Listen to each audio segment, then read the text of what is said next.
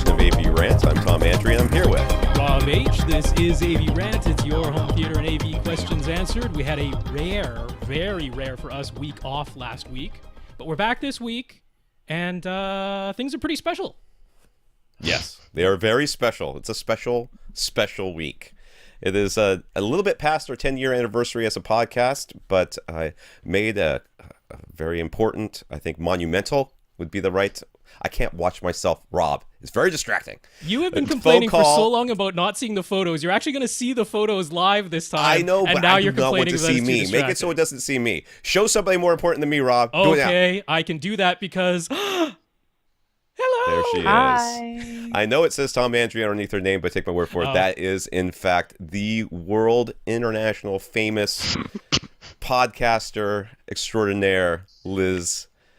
Liz, thank you so much for coming back to the podcast. Thank you, Hello. Liz. How are you, everybody? We are excited to have you here. So let's get some of this. Like, just keep it in your pants, you know? Okay, well, we'll see what we can do. We are in video now, so We there are. will be video evidence one way or the other. This is going to be the worst production ever. I'm handling all of the camera switching, and it's going to be a nightmare, folks. Tuck in. If you're listening to the audio-only version, nothing is going to make sense for the first while. That's how it's going to be this week. Welcome back. That's all right. And welcome That's back, right. Liz. It's so awesome to see you again.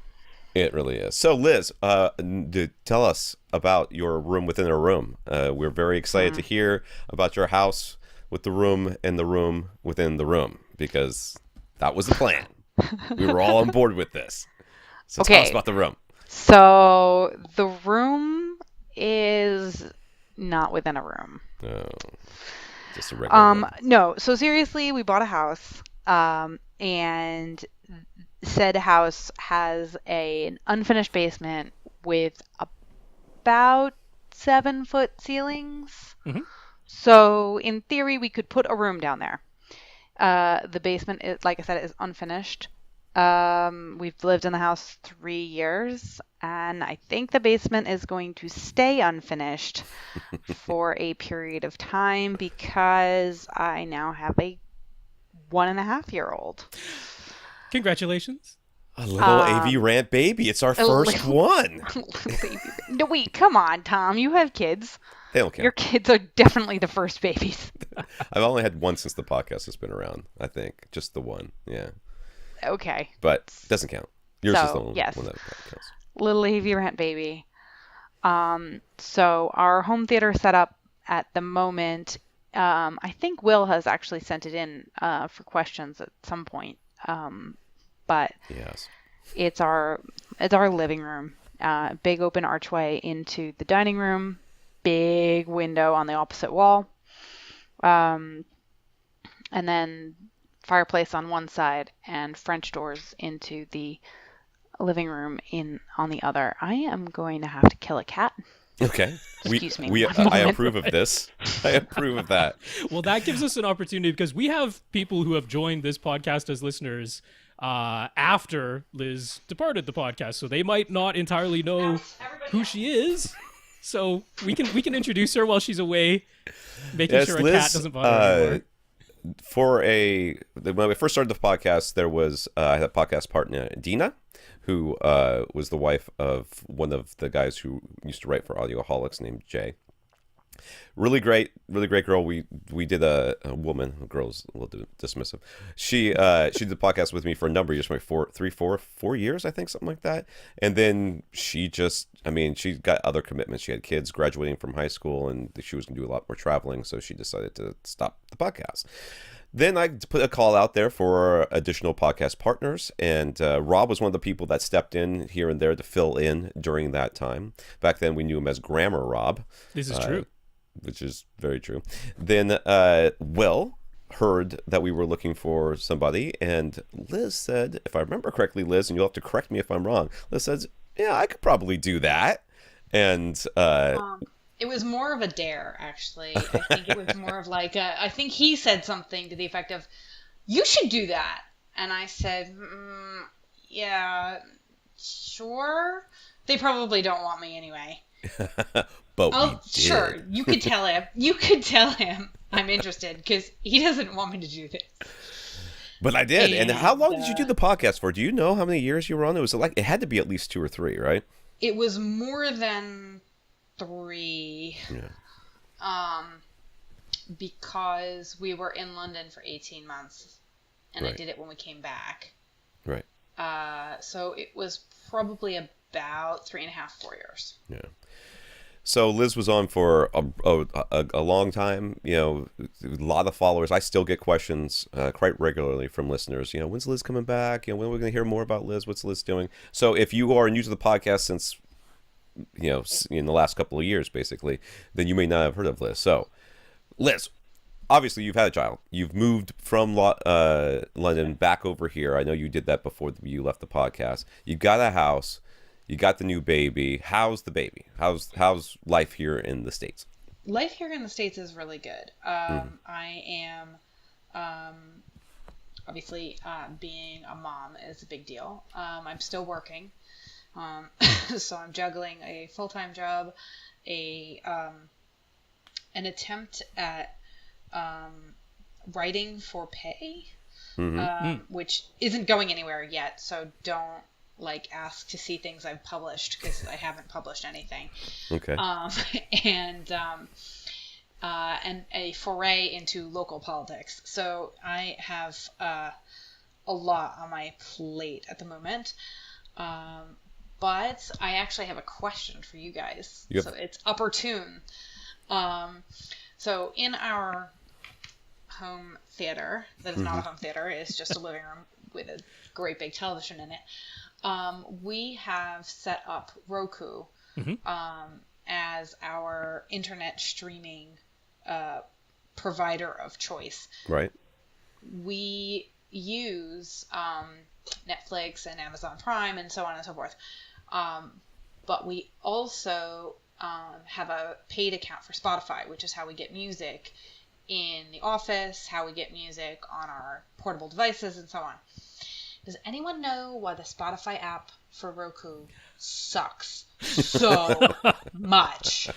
And does anyone know who I complained to about getting it fixed? Because it doesn't actually... I pay money for this service, and it doesn't sync with my playlists on my phone. It doesn't... I can't throw stuff playing on my phone to the television or, the sound system in there. The way we've gotten around it so far is by using Chromecast, because I can use a Chromecast device to cast from my phone onto the television. Do you have a better workaround? I was gonna suggest a Chromecast, so you beat me to it. Well, we knew Will would beat us to that. He would do that one. Yeah. I guess you would have to complain to Spotify, because they're the ones who send the apps to the various services, so they just haven't updated the one that works on Roku, I guess. In fact, they've made it worse. Always fun. I had the same problem with Vudu for a long time, because I was using Vudu on the Xbox One, and it's just the worst app. Like, you didn't do anything with it. And they just, in the last couple of months, updated, and now it's 1,000,000% better. So what you're saying is I should hold on and wait? There's probably one dude that is working on that app. In that entire company, there is one dude. There's probably less than one dude, because that one dude is probably handling the app for every streaming box out there. That's right. He's plugging away, Liz. He's got all the Mountain Dew and the tab. Would it be funny if he listens to the podcast and he was like, "Oh my god, they're talking about me." Sorry, guys. I'll get on it as quickly as I can. Well, that would be an awesome solution. That would be. It's funny. Liz comes back to the podcast. She comes on immediately, and we say, "How you doing?" And she describes her home theater, and then she gets mad about an app. It's like she never left. Yep. This is exactly the way this is supposed to go.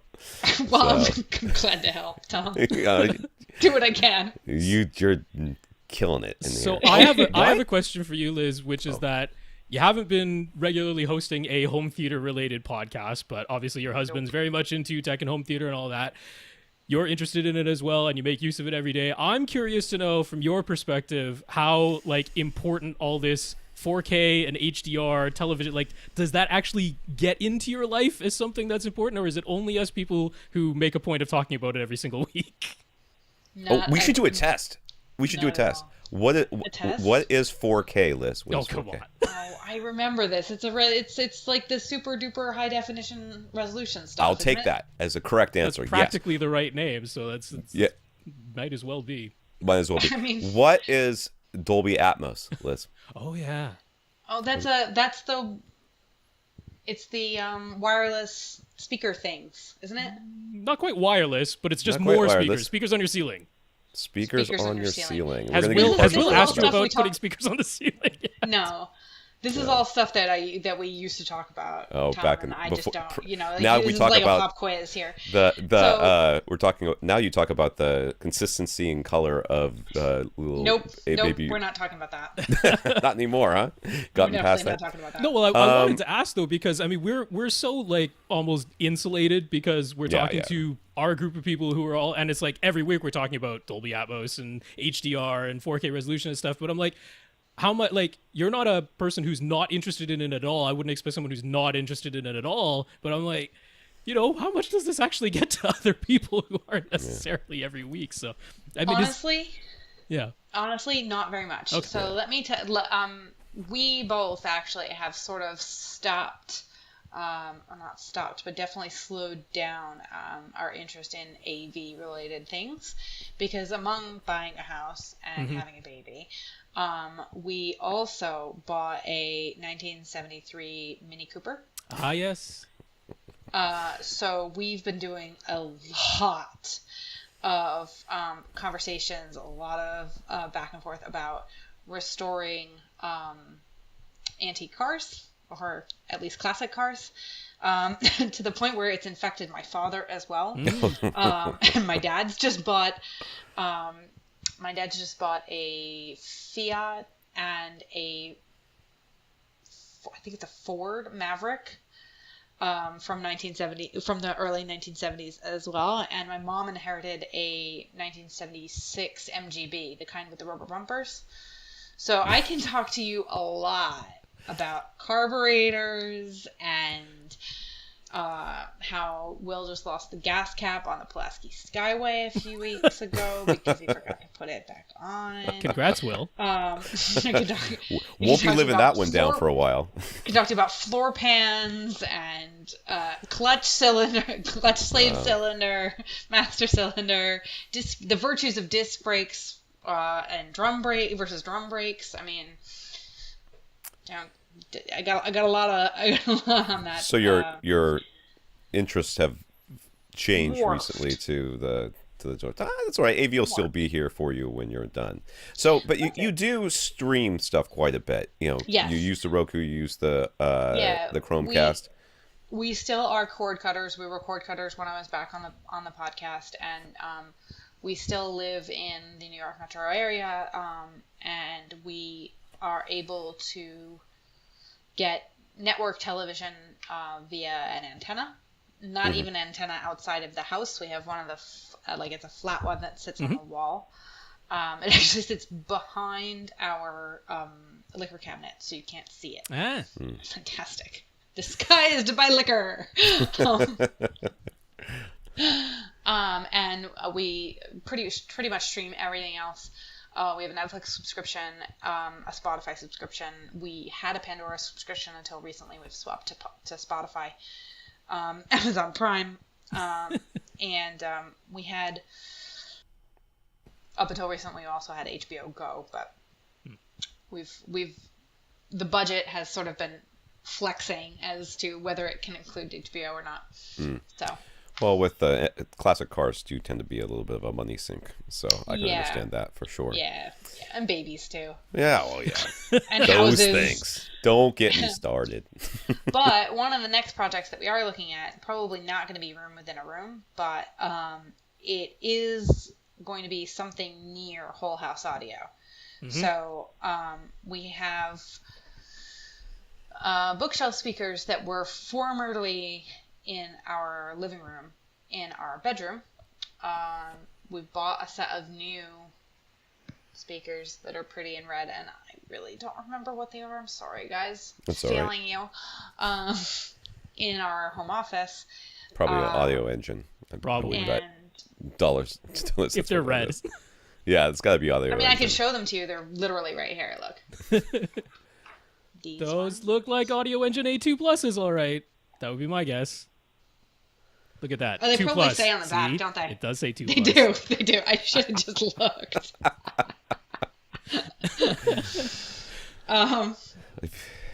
But our kitchen and our outdoor patio area are musicless, and this is a problem.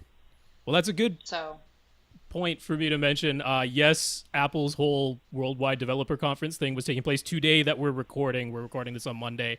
We're not going to be talking about the news out of that because I didn't have any time to go through it and figure out what was what. But they announced something about an AirPlay 2 and Apple Pod wireless speaker whole house thing, and everyone was expecting them to announce some kind of partnership with Sonos, and instead they're like, nope, we got our own, because why not? We're Apple, and it's a speaker that costs $350, so there you go. I don't know. There's your option. Remember when Apple used to innovate instead of just being Me Too? Do you remember those days? Remember when they came out with the iPhone? Everybody's like, that's the stupidest thing ever. It's never going to take off. And then it was like the biggest thing ever. And then they came out with the iPad and everybody, that's the stupidest thing ever. That's never going to take off. And it was the hugest thing ever. Remember that? Yeah, Remember those but I days? shouldn't give Remember them when too they much of a came out hard with time because I haven't remember looked when at... it came out with the Apple Watch and everybody was like, that's the stupidest thing ever, and then it never took off? Whoa. Well, yeah. There's that. It's because the watch didn't have enough dongles. That was the problem. That's right. It was dongle-less. That's their problem right there. Yeah, I'm very disappointed in how Apple's been ever since Steve Jobs kicked the bucket. But what are you going to do? But we will go into, well, if there is any more relevant news, we'll go into that next week. Didn't have time to look through all the details, so yeah. Shouldn't give them too hard a time yet. Yeah. So, I guess we could just get into the podcast proper. Liz has filled us in on what's going on with her. I mean, Liz, you want to stick around for a little bit of this podcast? Or, I mean, I know you got a baby you got to attend to, and they probably wake up pretty early for things. Yeah, it's more of a job and life thing. I'm going to have to scoot, I think. All right. Well, for all of us at AVRant, Liz, thank you so much for showing up for the podcast and saying hi to us, because we really appreciate it. We'd love to have you back on whenever you feel like coming back. Yeah. We'll always be happy to have you here. And you want to kill an hour on a Monday evening, well into the night, just let us know. We'll be happy to have you. Sure, an hour. Yeah, right, Tom. Only an hour. Well, she said she texted me right before the podcast. She goes, "There's 20 pages of podcast notes. How long do you guys normally go?" I'm like, like 2 hours or something. I don't know. And she's like, oh, I can almost hear her jaw drop on the other end, just like 2 hours. I'm like, No. I know. You see what happens when I'm going to tell you, it's got to be way more than 2 hours, because we used to go for 2 hours and with 1 page of notes. Well, this is we go fast now, and believe me, if it was up to Rob, we'd be doing 3 to 4 hours a week. This is what has happened in your absence, Liz. I have run amok. He has. There's no one to reel me in. No checks and balances, Liz. I need some checks and balances. All right, well, maybe we'll make it like a quarterly feature or something. That'd be great. That would be great. All right, Liz, thanks a lot for showing up. We'll see you next time. Thank you so much, Liz. Talk to you. Bye. Bye. Bye.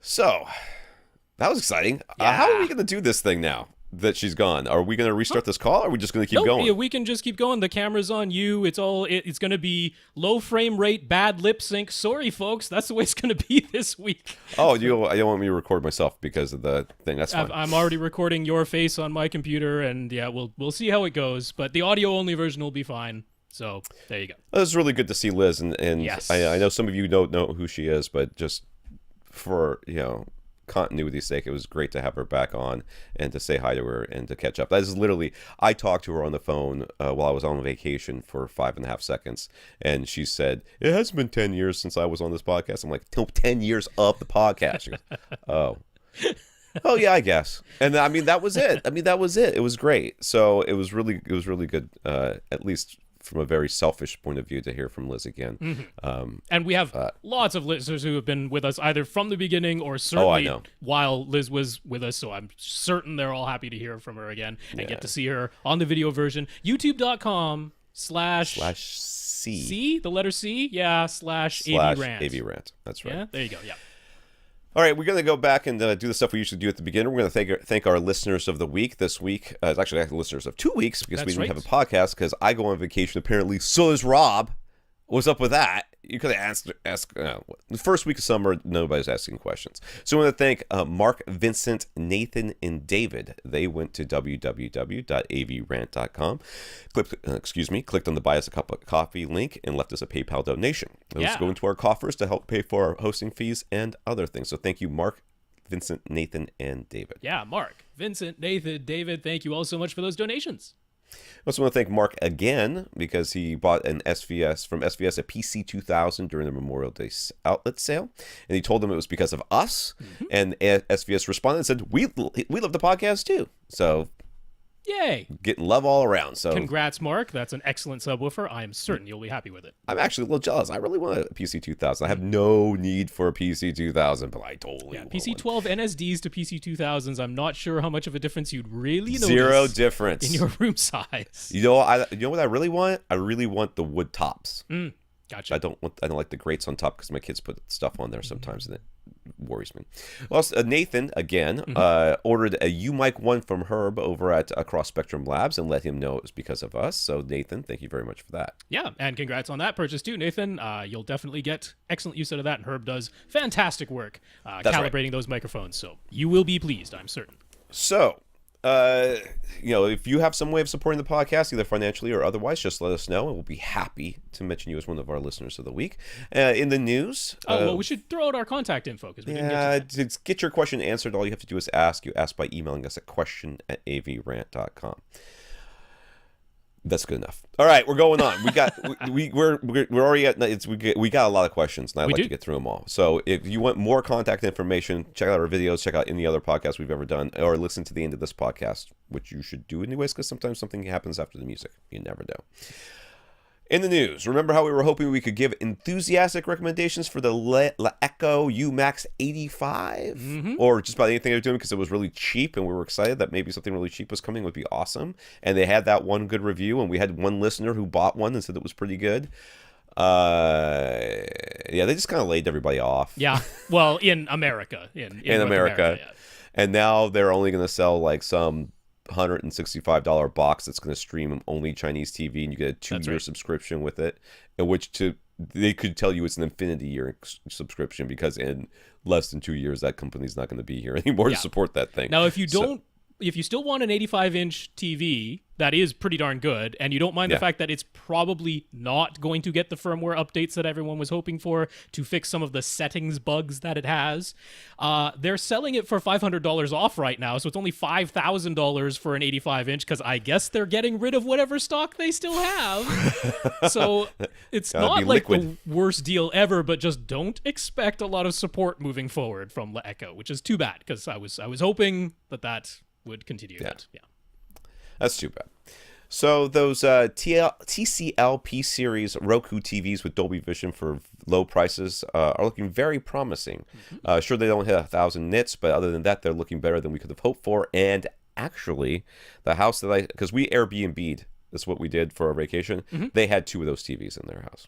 Well, it's probably not these brand newest ones. No, they're not. Yeah. They weren't that big either, but they were the Roku ones, right. Yes, so they had a Roku remote and everything. I sort of hated them a little bit. Oh, okay. Mostly because they were very hard to control. The interface is just, ugh. You had to basically go through the Roku to do everything, and it's like it was very odd. And then they had like buttons on the back to turn it on and off and control stuff, but the buttons made literally no sense. Oh, okay. Like it was like a center button and then 4 cardinal direction buttons. So one north, south, east, west there, and then like middle button was power on and off, which was weird because it's usually enter or something. Yeah. Up button may have been volume up and down, or may have been something like that. And then the side buttons, like one was input and the other one was something else, but it was very odd. I never really could figure it out. And the remote had fallen underneath the couch, and it took us 3 days to find it. So it was very, very confusing. But the TVs on most content that I saw, especially decent content, was fine. Yeah. Was fine. They clearly had it in dynamic, eye bleed mode. So that would have been fixed if I had been there. And like a lot of sharpness settings seemed to be on, especially with like what was coming over the TV, like the cable box and stuff looked really quite bad. But I think I could have fixed a lot of that just by getting into the settings, but I'm not going to mess with somebody else's well, TV. Mark Henninger over at AVS Forum and Chris Heinonen from Reference Home Theater, they've started reviewing them. This is the current, the P series. The 55 inch is the only one that's out right now, but $600 for a 55-inch, 72 zones of full array local dimming, Dolby Vision support, HDR10 support, and no, it doesn't hit 1,000 nits, but hey, for that price, I'm willing to kind of make that sacrifice, and the 65-inch is supposed to be $1,000. So, yeah. It's pretty good. Yeah. It's still labeled as beta, but just in time for the June 6th release of Despicable Me 1 and 2, Oppo has made their UDP 203 and 205 Ultra HD Blu-ray players compatible with Dolby Vision. So, if you've got one of those, you can firmware update it to Dolby Vision. Yay. First and only Dolby Vision Ultra HD Blu-ray player at the moment. Right. Late breaking news, I guess. I don't understand this all coming at the same time. Just today. Just saw it today. Optima has announced their UHD 60 and UHD 65 4K HDR DLP projectors. They're $2,000, $2,500 respectively, and that's like ridiculously cheap, it feels like, for a 4K projector. These use Texas Instruments 2716 by 1528 resolution DLP chip that uses each individual mirror twice per frame to create genuine Ultra HD resolution. The UHD 60 claims 3000 lumens with 1 million to 1 dynamic contrast, while the UHD 65 claims deeper black levels, 2200 lumens with 1.2 million to 1 contrast. Whatever, dude. At some point, who really cares? Both support HDR10 and DCI P3 color, and both have vertical lens shift and 1.6 times zoom. Yeah. So impressive prices. Very impressive prices. I'm not a huge fan of Optima projectors. They're fine. But the ones I've used have been lower end budget ones, and I haven't. I mean, they've looked fine. They've looked okay. I don't think they will quite stack up to like the Epsons and some of the other ones, but they're good. I do have a question about this DLP because so they're doing this half 4K resolution. How's that not Wobble K though? Well, because the Wobble K that we're used to is 1/4 4K resolution, right? It's 1920 by 1080, so that's a quarter of 4K. And then when they're wobbling that panel, you end up with something that's visually slightly higher than half of 4K resolution. Well, this is starting with a chip that's half of 4K instead of a quarter of 4K, wobbling that so that you're using each of the pixels twice per frame, and that gets you full, genuine 4K resolution. And Projector Central already tested, not this particular Optima, but this chip out, and they're like, even when you do the single white line next to a single black line next to a single white line, it resolves that perfectly. So they're nice. Like, that's what it is. It's great. But the question that I have is, they're saying it's doing DCI P3 color. That would normally require 10 bits per color. And I'm like, if you're using this chip twice per frame, and even if you were only doing 24 frames a second, and usually with projectors, if it's 24 frames per second content, they show it at either 48 or 72, so you don't get flicker. But even if it is only 24 frames per second, if you just work out what 10-bit color would mean, which is 1024 steps per color, times 3 colors, times each pixel twice per frame, times 24 frames per second, that's almost 150,000 flicks of each mirror per second. And then if you go to 60 hertz, it's over 300,000 flicks of each individual mirror per second, which everything I've read about DLP says that each mirror can flick about 120,000 times per second. So I'm like, I don't know if it's possible to do 10-bit color with one DLP chip that's being used twice per frame, right? If you had 3 DLP chips, fine, no problem. You divide that number by 3, it'll work. But yeah, so I'm a little bit leery that this is actually 8-bit color. That's what I'm thinking is going on here, because that's the only way the math works out to me. If somebody knows that new DLP chips can actually flick over 300,000 times per second. I'm willing to believe that if somebody has some, but everything I've read says 120,000 times per second. So yeah, not quite sure how it's working. All right. All right, we got some comments here. Earl. So Earl's a vinyl fan, and as you might imagine, he didn't really like what we said about vinyl the other day when Justin had a couple of questions about why his vinyl sounds like garbage. That's not exactly what he said, but no, basically he says it doesn't sound as good as he remembers it sounding from a previous setup in a different house. That's right. So Earl here's invested in a $4,000 turntable, $750 cartridge, and a $3,000 phono preamp. The output of that signal chain is amplified by this Dan 3801. But that occasionally had distortion, so we inserted a, not going to say it, a Lyre 2 tube preamp into this thing. But it's between the phono preamp and the dead end to attenuate the signal and eliminate that audible distortion that he was hearing. Yeah. So it's basically like he's using the tubes as an EQ. Yeah, it's another $450 device in the signal chain. Yeah, so he's got like, how much has he got in this thing so far? About 10,000. 8. Well, a little over 8,000. Well, plus the Denon 38. So yeah, $9,000 ish. Yeah. So he says with a good vinyl pressing, he's found the sound quality to be better than the CD version or streaming version in numerous cases. His words, not ours. That is it.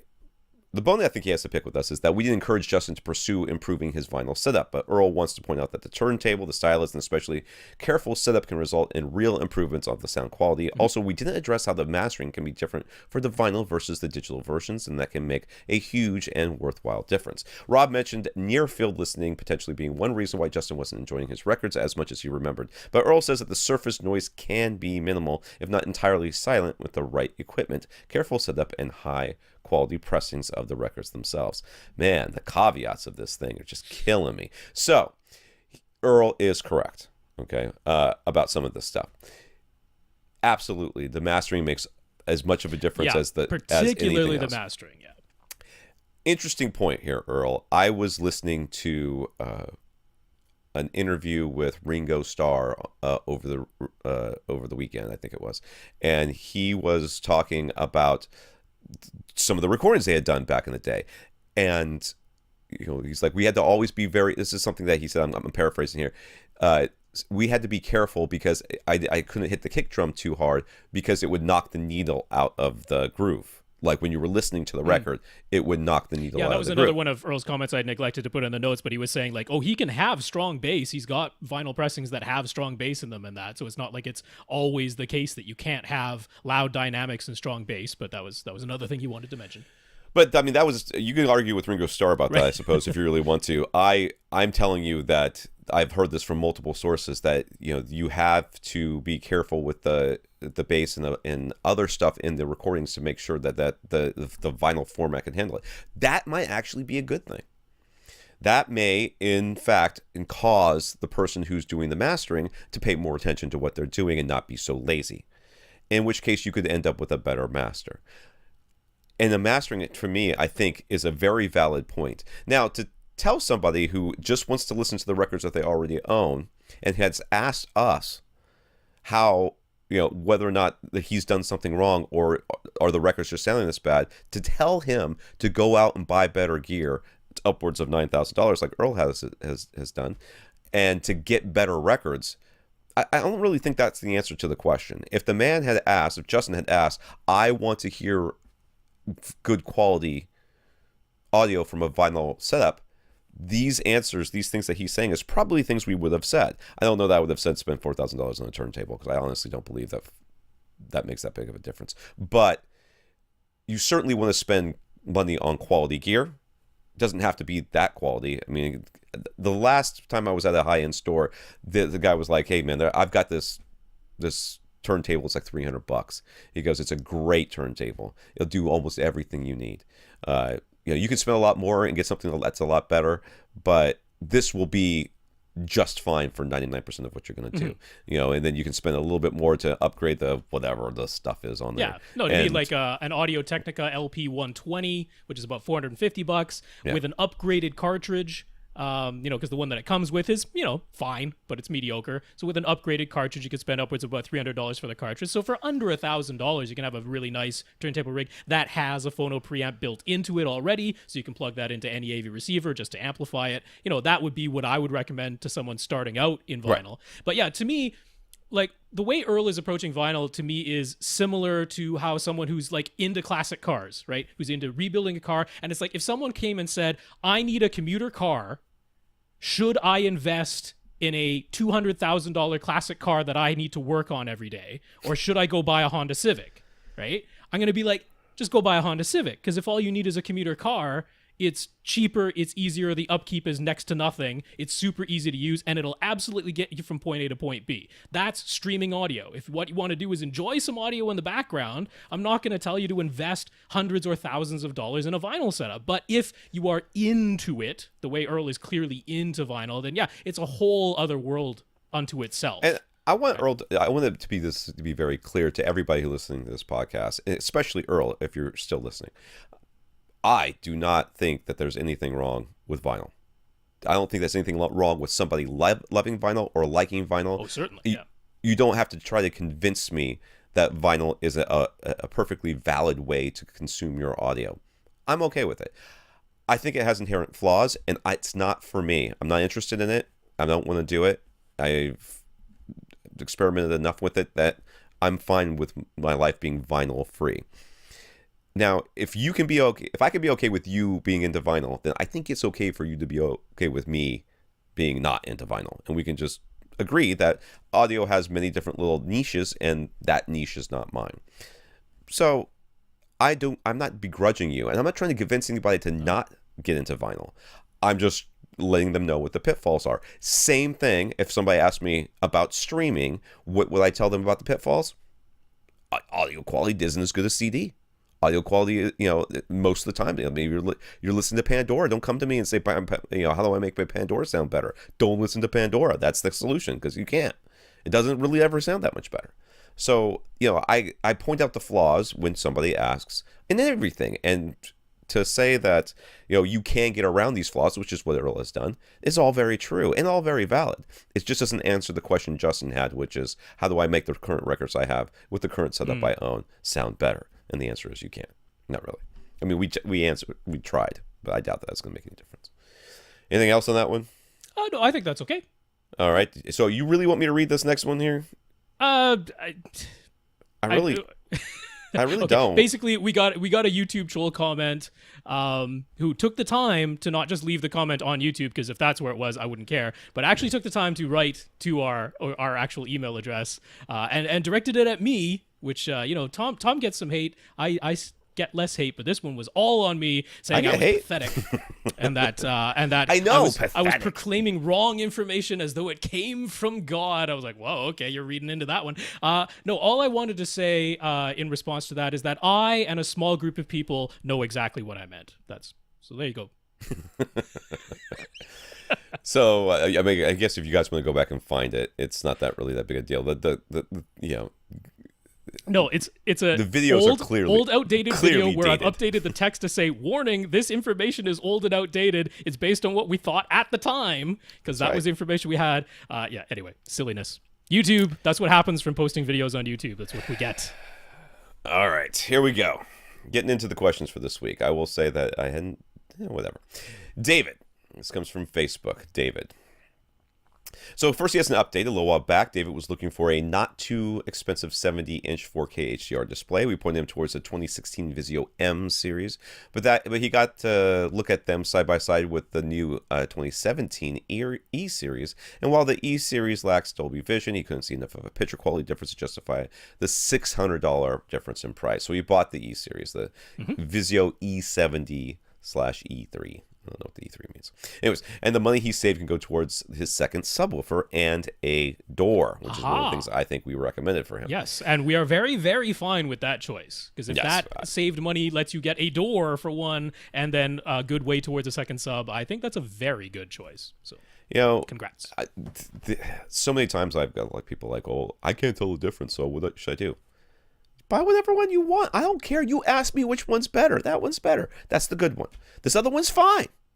This one's good, better. It's just better, just by specs alone. You can't see the difference, then get the one that fine. So great.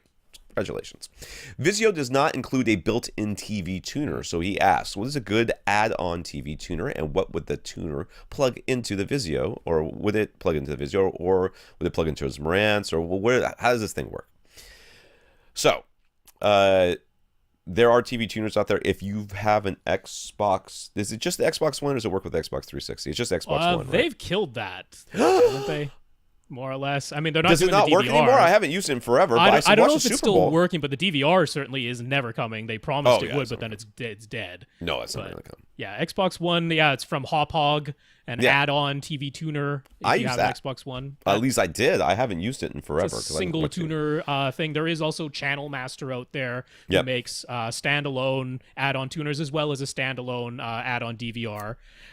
So those. Yeah, and I'll be honest. I'm going to be really, really honest with you here, dude. I did all sorts of research into this before I got this Hop Hog thing, and I got this because it was like $20. Right. I mean, it was like so cheap, and the Channel Master, especially with the DVR, is going to run you like hundreds of dollars, and the guide kind of sucks. Yeah, that's right. And there's like, if you do the research, people are like, yeah, it's great, except you have to do this and this, and every once in a while the remote has to be completely reprogrammed and this and that and that. I don't remember what all the problems were. There was enough things that I was like, I didn't want to deal with it. So if it were me, I would consider spending the extra money for a TiVo, and I believe that TiVo, with whatever tuner, with Romeo OTA standing for over the air. That's pretty much what I would do. And it's more expensive, and there's a subscription or whatever, but I think that in the end you're going to be happier with it, and you're going to use it works really well. more. The guide data is really good. It also has all the streaming services integrated into it seamlessly.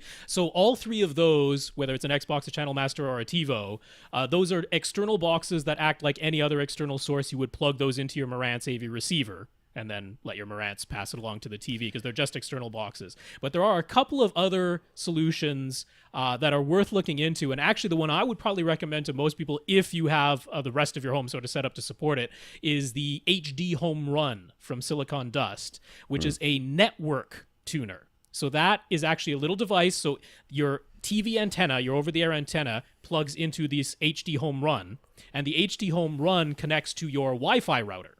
Either wired or wirelessly, but it connects to your Wi-Fi router. Now you get the HD Home Run app on any smart TV, any tablet, phone, computer, and now you can watch live TV. It's a dual tuner system. Watch live TV on anything that can run the app. Now, interestingly, one of the things that can run the app is a Chromecast, and the Vizio has Chromecast built in. There you go. So as long as you have some way of casting it to the Vizio, i.e. a smartphone or a tablet or something like that, you already have the Chromecast built into the Vizio, so you could use the network tuner. You can also turn it into a DVR as long as you connect some kind of storage to it. So whether that's connecting a USB hard drive, running the HD Home Run PVR or DVR software on your computer, or connecting it to a network attached storage. So as long as you add storage. $135, dude. Yeah, it's not too bad. It's not too bad. So that's the one I like, as long as you have a Wi-Fi, network that can support it. And then another one that's kind of similar is the Tableau. So Tableau TV is also a network tuner setup, but it has the storage already built in. You don't, it's like its own DVR. You have to add a USB hard drive, but it's already set up to be a DVR. But they, similar to TiVo, need a subscription for their guide data and that. So I like the HD Home Run the best, honestly. If you can make it work. I mean, if you've got some devices in your house, just like the Xbox One, there is a chance that there is a device out there that you can connect to it that will stream. You will have to buy an antenna. And if you're going to buy an antenna, you should get the Leaf ones, right? Yes, Mohu Leaf. There's the Ultimate one, I think, the Sky is the greatest one, but it's fairly expensive. But it has a range, a really long range. If the Sky antenna from Mohu can't pull in the channel, then basically nothing can. So that's kind of the big. I've got the one down from that. I bought it at Sam's, and it works pretty well.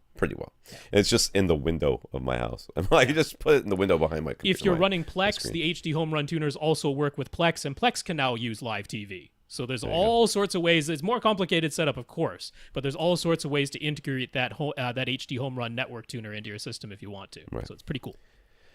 So he says it's going to have dual subwoofers. So while he can run a physical wire to one of them, it would be a lot more convenient for the second sub to be wireless. Can this connection method work, one wired to one wireless? And are the wireless subwoofer kits still unreliable and terrible? Now, I will say the subwoofer wireless kits have not been unreliable and terrible for quite some time. So that's a little bit. There are some unreliable. There are still some out there that are unreliable and terrible. Yes. But we have been recommending the one from Outlaw for a real long time, and that one's got great reviews. So that's the something. OAW4 is the current version. I really like that one because it's $120, so that's why some people are like, oh, there's $60 ones out there. I'm like, yeah, but the $60 ones cut out and give you distortion, so it's kind of worth the extra money, and it's not such a high price that you're like sticker shock by it, at least in my opinion. So yeah, the Outlaw one I really like. Audio Engine also has a nice one, the W3, but it's a little bit more expensive at present, so that's all. You should know, I mean, basically, if you have two outputs, like independent outputs on your receiver, which I think the 5011 has, right? Doesn't it have? It's two outputs, but they're not independent. It's just, it's a splitter. It's an internal splitter. So what you would want to do is set the phase on the wireless subwoofer to 0 degrees. Then do all the messing about with phase on the wired subwoofer. Once you have, he's not going to have them located in the same. Well, even if you did, you'd still kind of need to, because you're only going to get to set one distance and one channel level. Right. Coming out of the AV receiver. So since the wireless one is the one that's going to have some latency, that's the one you leave at 0 degrees. You trial and error adjust the phase of the wired subwoofer until you get nice uniform bass. Then you run Odyssey, and it will set the distance. And now the distance might come up as something much physically farther away than the subwoofer actually is, but that's because it's accounting for the latency of the wireless connection. Yeah, it's just so we understand, because back up, because I know what Rob's talking about here, but so you've got one connection which is going very quickly, which is the wired connection, and the wireless connection has to be obviously sent wireless, which involves it being changed and then transmitted and then changed back and then sent to the subwoofer. So there is some latency there. There is some delay. The problem is that if you had two independent subwoofer outputs on your receiver would see that as that subwoofer being much farther away. Yeah, like in the case of the Outlaw, it's about 10 milliseconds of latency in the wireless connection, which equates to about 10 feet of extra distance. So if your sub were physically 10 feet away from you, something like Odyssey might set it at 20 feet because it says, hey, there's this extra 10 feet of delay, 10 milliseconds of delay. So that's why the reading might come up like that. And then what Rob is saying is by manually playing with the phase on the wired one, what you're doing is making the delay of that subwoofer try to match the other one. The problem is unless you have all the measurement equipment, it's very hard to know what the absolute best setting is. So you're going to have to do a little bit of trial and error. It's trial and error, listening to bass sweeps on repeat in all of the seats that you care about, and what you're hoping to find is uniform bass from seat to seat. Once you've got that, let Odyssey do its thing, and you're good to go. Yeah. Lastly, he asks, is the Xbox One S the best deal for an Ultra HD Blu-ray player? It can do a lot more than a standalone player, but it doesn't cost a lot more. True. But strictly as an Ultra HD Blu-ray player, is there any reason to avoid it? Well, if you look at the reviews, any review that came like early on will tell you that it's hot garbage because it doesn't put bitstream out audio, and you can't get Atmos or high-end or high definition audio or any of that stuff. It does that now. That's right. So the stuff I read basically indicated to me that the picture is fine. For the most part, yeah. For the most part. I think I would classify it, based on what I've read, as a decent player. Yeah. I would not classify it as a top-end player, and obviously it doesn't do Dolby Vision or any of that stuff yet. No, it can do HDR10, so that's the same as most Ultra HD Blu-ray players, to be honest. But we got the Oppo out now, which can do everything under the sun and is an excellent player. But it's also more expensive, and it doesn't do any streaming at all, and it certainly doesn't play games. So that's right. There's a point here. Yeah, the Xbox One S, it has some bugs with some playback. In particular, if you're using a non-HDR display, it does a really bad job of converting the HDR to SDR. That's something that it does not do very well at all. So that's a problem, but that's not his case. He has an E-Series Vizio, which does HDR, so that's not really a problem. There's the whole converting on the disc. The color is compressed. It's using what they call 420 chroma subsampling, so it's essentially compressed the color information a bit. That gets expanded back out, and apparently it doesn't do as good a job of that as like the Panasonic, and like the Panasonic does it the best, and then the Oppo does it the second best, and the Sony does it really well too. And the Xbox One S apparently doesn't do that so great, but in real life, like, you can barely see it. You have to put up test patterns that are specifically designed to show it. So overall, yeah, it's a decent player. Some people say the disk drive in the Xbox One S is a little bit noisier when it's playing Ultra HD Blu-rays, so it's not a completely silent player when it's playing, but it's like, it is a darn good value, and now that it does the bitstream audio, it's pretty feature complete. So yeah, it's like, do you need the absolute best, or would you be happier getting a box that does it all for a really good price? I'm like, yeah, it's really not a bad Honestly, choice. I would, if I were you, I would be fine with getting that. Yeah, I would. But do be prepared for it does have some bugs. People have had to reset it, or turn bitstream audio off and then back on again, or turn HDR off and then back on again. Like, it messes up settings. It's a computer. It's a computer. So sometimes it messes don't up. come to us and say, oh, well, they're going to have Dolby Vision eventually because they promised that at this. Nothing that they say is true until it's real. Okay? Nothing that they say is true until it's real. That you just have to believe that, because that is what they do. They will not tell you that they'll say they have plans to do some stuff, and they very well do have those plans, but it doesn't matter until they actually do it. But David's TV doesn't do Dolby Vision anyway, so wouldn't worry about that. Okay, so I bought Logan on Ultra HD 4K whatever disc, because my justification was I may someday get to review something like that, in which case I should have a disc around to do it with. But I felt dirty buying that disc. I gotta be honest with you, I felt a little dirty buying that disc. It's a really good movie though. All right, yay.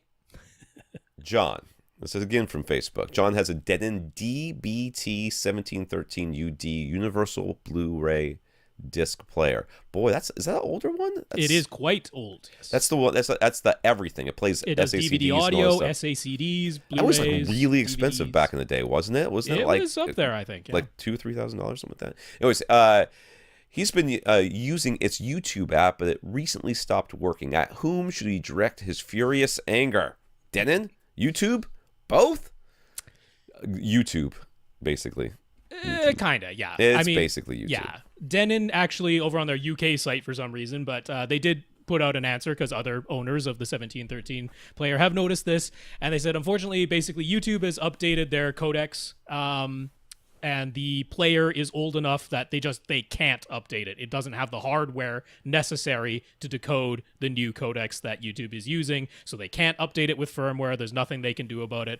They apologize. They suggest using some of the other streaming players that are out there that are more modern and can handle the new YouTube apps. That's all Denon has to say on it. It's unfortunate because it was an expensive player, but much like having an older computer that just can't work with new software, that's what's happened. All right. Nick here.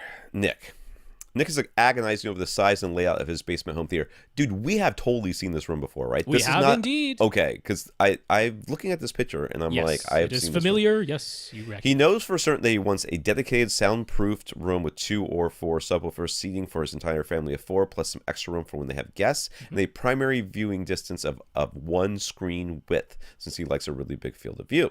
The basement has somewhat low ceilings and a support pole in an inconvenient location. Dude, I bet we answered this with Liz at one point. I feel like Liz was part of this. I don't think it was quite that far back, but it feels that way. He had a nearly finalized plan, which we'll be showing in a moment, but he's rethinking things. All right. At present, he has his seats in front of that support pole, and the ceiling on that side of the pole is 7 feet 2 inches. And the ceiling on the other side of the support pole drops down to 6 feet 10 inches, which is the minimum that's allowed. Okay. So I guess we're probably seeing a picture here. I could probably of the way things are right now. Okay, so his first idea is to construct one wall along what is presently the right-hand side of his theater and install doors to the stairway and remainder of his basement. This would create a room that is roughly 18.5 feet wide by 19.5 feet long. It would provide plenty of room for seating, but the support pole would be sort of in the middle of the room, and the ceiling would remain higher in the front and lower in the back, and the dimensions would be nearly square. Yeah. Okay, I see it. I see what he's doing here. Yes. I see it. All right, so that's the one idea. All right. So how much of a concern that the support pole really, when it comes to disrupting sound waves, is about 3.5 inches in diameter? Should you wrap it in 4-inch thick absorption material? 0. It's going to make very little. I mean, not 0, but it's not going to make a whole big bunch of difference. Yeah, no, 3.5 inches in diameter, right? So anything below 4,000 hertz is wrapping right around it like it ain't even there. Yeah. 4,000 hertz and up technically could reflect off of it. Maybe you don't want a completely hard surface. I'm like, you put a little bit of cotton batting around it just to dress it up, because I don't want a bare metal pole in the middle of my room either. I'd like to dress it up a little bit. So a little bit of cotton batting, a little bit of fabric around that, which makes it barely any thicker than what it is. Maybe it's 6 inches in diameter total now. That's all you need, because you aren't worried about anything below 4,000 hertz, which is well into treble. It's not mid-range, that's treble. So that pole is really not much of a concern. It's not a nothing, and certainly physically, because it demands where your seats have to go. Yeah. But It's certainly a concern for seating. For audio, I would not really even worry about this at all, to be honest. No, I mean, I would just dress it up aesthetically. I would do it because I might run into it at some point. I'd put something soft on it so that if I ran into it, it didn't hurt myself. But I wouldn't put 4-inch thick absorption material all around it, because now it's become a big honking ball. now it's very large. Yeah.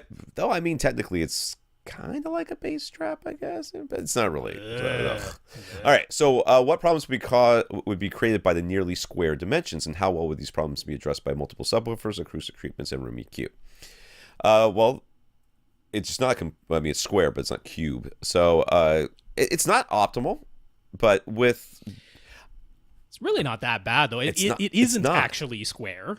No, it's close to square. I mean, but it's like a foot difference, right? Is it 19.5 and 18.5? Yep. I wouldn't. If you're going to put 2 subs in opposing corners, I think you'll be okay. If you're going to put 4 subs, I think you'll really be okay. Yeah, you can't really do diagonally opposite corners, because there would be doors in both of the rear corners, but he could do middle of the front, middle of the back.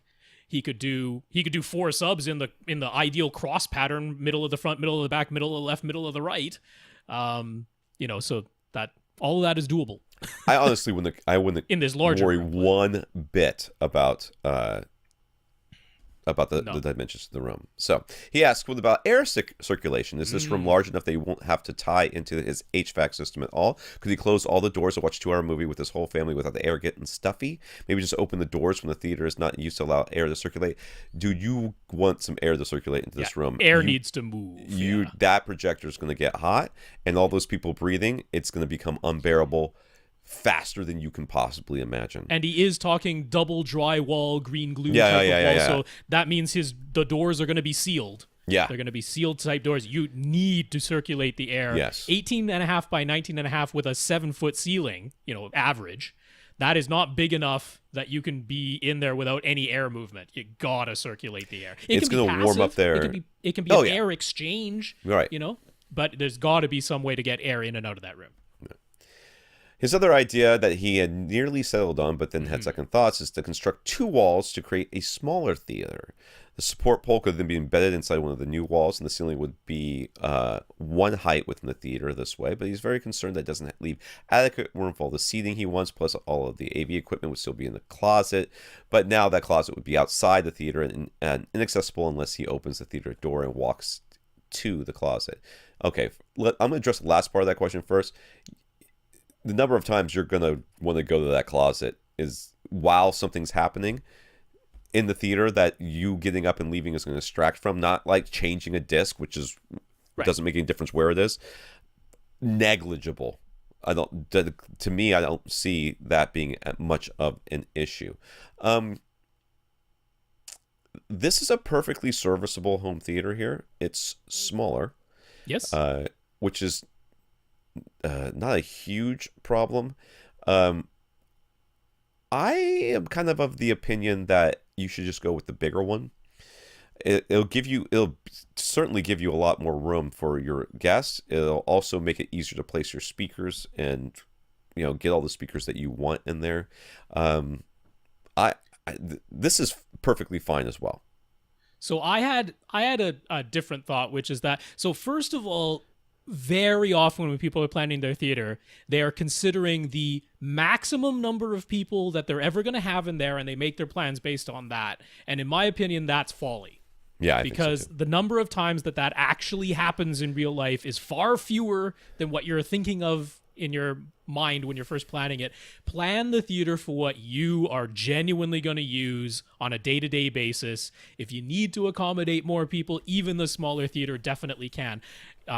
You could have one row of 2 seats in front and 3 seats in back, and that back row could be very close to the back wall because you're not going to be sitting in it, and believe me, no one cares as much as you do. This could be very serviceable in a smaller room, but I do like the idea of a slightly larger room, and I think there's actually a way to play this in between, because one of the reasons I don't particularly like the larger room setup as it's drawn this way is that anyone who wants to get to the bedroom or the rest of the basement comes down the stairwell, opens a door into your theater, walks through your theater to the other door to get to the rest of the basement. If this is a soundproof room where you're trying to keep the sound in and the sound out, every time someone else wants to get to the rest of the basement, they're opening doors and disturbing the theater. I'm like, no, what I would do if you want a larger room, than the small one that you have in the plans, is move what is currently in the plans for the smaller room, what is the left wall, move that down so that the smaller room would be wider. Right? Now, yes, that would expose the support beam. The support beam would be to your left. But you move that down, now you could have access to the equipment closet if you want to. You would have a wider room, and you'd still have a hallway from the stairwell to the rest of the basement. You could have one entrance to your theater. You could do an air exchange between the theater and the bedroom next door. And you don't have to have someone traipsing through your theater every time they want to get to the rest of the basement. I'm kind of splitting the difference. All right, because you've cropped these pictures, I'm having a hard time. Well, seeing that's this. what he sent. I didn't crop it all the way, but yeah. Oh, okay. Because the stairway to the ground floor is really weird. So I'm trying to figure out where so you enter. Bottom left is the bottom of the stairs. They go up to the right in the Really? That's dumb. I'm not saying that he's dumb. I'm saying that so you absolutely have to go through the whole home theater. Yeah. In that plan, yeah. And instead just have it be a hallway. There's a door, there's a wall that you construct that becomes the left wall of your theater. Now you have a wider theater. That means you can accommodate more seats if you want to. Which I think in his case makes a lot of sense. Plus, he wanted that access to the closet. Now the closet is inside your theater instead of outside your theater. It all kind of works. I have a five people in my family. Okay, and then we have a group of friends, and their family's 4, and they're over at least once a week, or we're over their house at least once a week. It's very rare that way. We went on vacation with them, so the whole time we were on vacation, we were with them. The number of times I've had more than 3 people in my home theater, right, is fairly negligible. Like my 13-year-old son does not want to watch anything after we express an interest in watching it. So, it's if we say we want to watch it, he don't want to watch it. Oh, I don't like that movie. I'm like, you've never seen it. Shut up. Just come sit and watch it. I don't want to. And leaves. Okay. So now we're down to 4. Very rarely do I have. And then when I have friends over, very rarely do I have people who are like all 9 of us are trying to fit in here. You need one main row of seats that accommodates the main people in your family. Mm-hmm. And then literally every other seat can be put wherever. It doesn't matter. Yeah. No one cares. Can they see the screen? That's all they care about. If they can see it and they can hear the voices coming out of it, they'll be happy, because they're not going to care anything about Atmos or any of this. If you look at the smaller room plan, if you went with my idea of expanding it to the left, now you could have your 4 seats in the primary row. You'd have a decent amount of space to the right. You'd have 3 feet to the left on the other side of the pole. So the left side of the seats can be up against the pole. That's fine. And then you'd still have a 3-foot walkway with the closet in the rear left corner. To me, that plan works out. Regardless of what room setup you go for, though, you need air to circulate. Yeah. Whether that's tying into existing HVAC, doing a dead vent that goes into the bedroom, or just a passive air exchange might also be fine. All right, so he asked, is this smaller room a better plan than the larger room? I don't. First of all, I mean, you could do whatever you want. I think Rob's plan sounds pretty good. I don't like the idea. I mean, your other room is fine. It's just people will be walking through the home theater every time they come down the stairs. Now, if you say that's never going to happen because nobody's ever going to come down the stairs unless they're going to the theater or going to bed, and those two things will never happen at the same time, you may very well be true. But you're going to have to sell this place someday, and people are going to think it's weird that you got to walk through one room to get to a bunch of other rooms. So I would recommend at least having a hallway there. Mm-hmm. So, one other proposal by Rob is basically to build the smaller room but expand its width. Okay, is that what we just talked about? Yeah, that's what we're talking about. But he has some other questions about that. So. All right. He's very concerned about the disruption to the mid-range and treble sound waves, so he wants to know exactly what you need to eliminate it as an acoustical problem. This also means really not a problem with that pole. No, that pole is not a problem. This would also mean that the ceiling is uneven from left to right now instead of front to back. Could this disrupt his ceiling Atmos speakers? Would it make multiple subwoofers less affected due to asymmetry?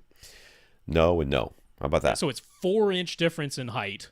Dude, seriously. It's really not going to affect the bass. Definitely not going to affect the bass. No. For the in-ceiling Atmos speakers, I mean, is there any... if it's butted right up against that 4-inch lip? Oh, okay, fine. If it's right on the 4-inch lip, but the difference in they're supposed to be diffuse. Yeah. They're supposed to be really all that localizable. That's the whole idea. Having a little bit difference in the height is not going to make any difference. You leaning from one side, leaning on the arm of your chair is going to make more of a difference than having that speaker be 4 inches higher. You know, you lying down on the couch instead of sitting up, or you reclining on the couch is going to make more of a difference. So unless you're going to put your head in the what vice. I completely understand, he's like, if I'm going to do this, I want to do it really right, and I want it absolutely optimized as much as humanly possible. Yes. But you can, this is one of those cases where perfection is the enemy of greatness. Yeah. Right? So you can have a great home theater that you're going to worry to death because you're trying to get a perfect home theater, and there's really no such thing. No such thing. So don't completely overthink this to the point that you're psyching yourself out. Yeah. And I would also start with 2 subs. Lip are not big enough to worry about. I know that you're gonna go 4 subs, but yeah. I would start with 2. Yeah. I think you're probably gonna be fine. I don't think you're gonna need 4 subs. I mean, even with the squarish room that you were talking about, I still don't think you're gonna need 4 subs. Would 4 subs technically perform better than 2 subs?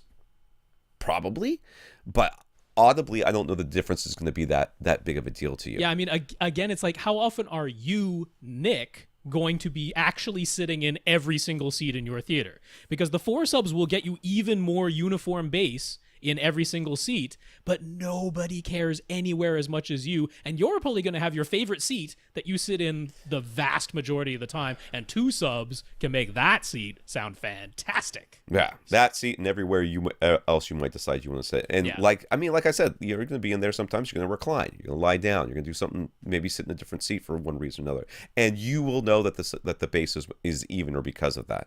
No one else is going to care.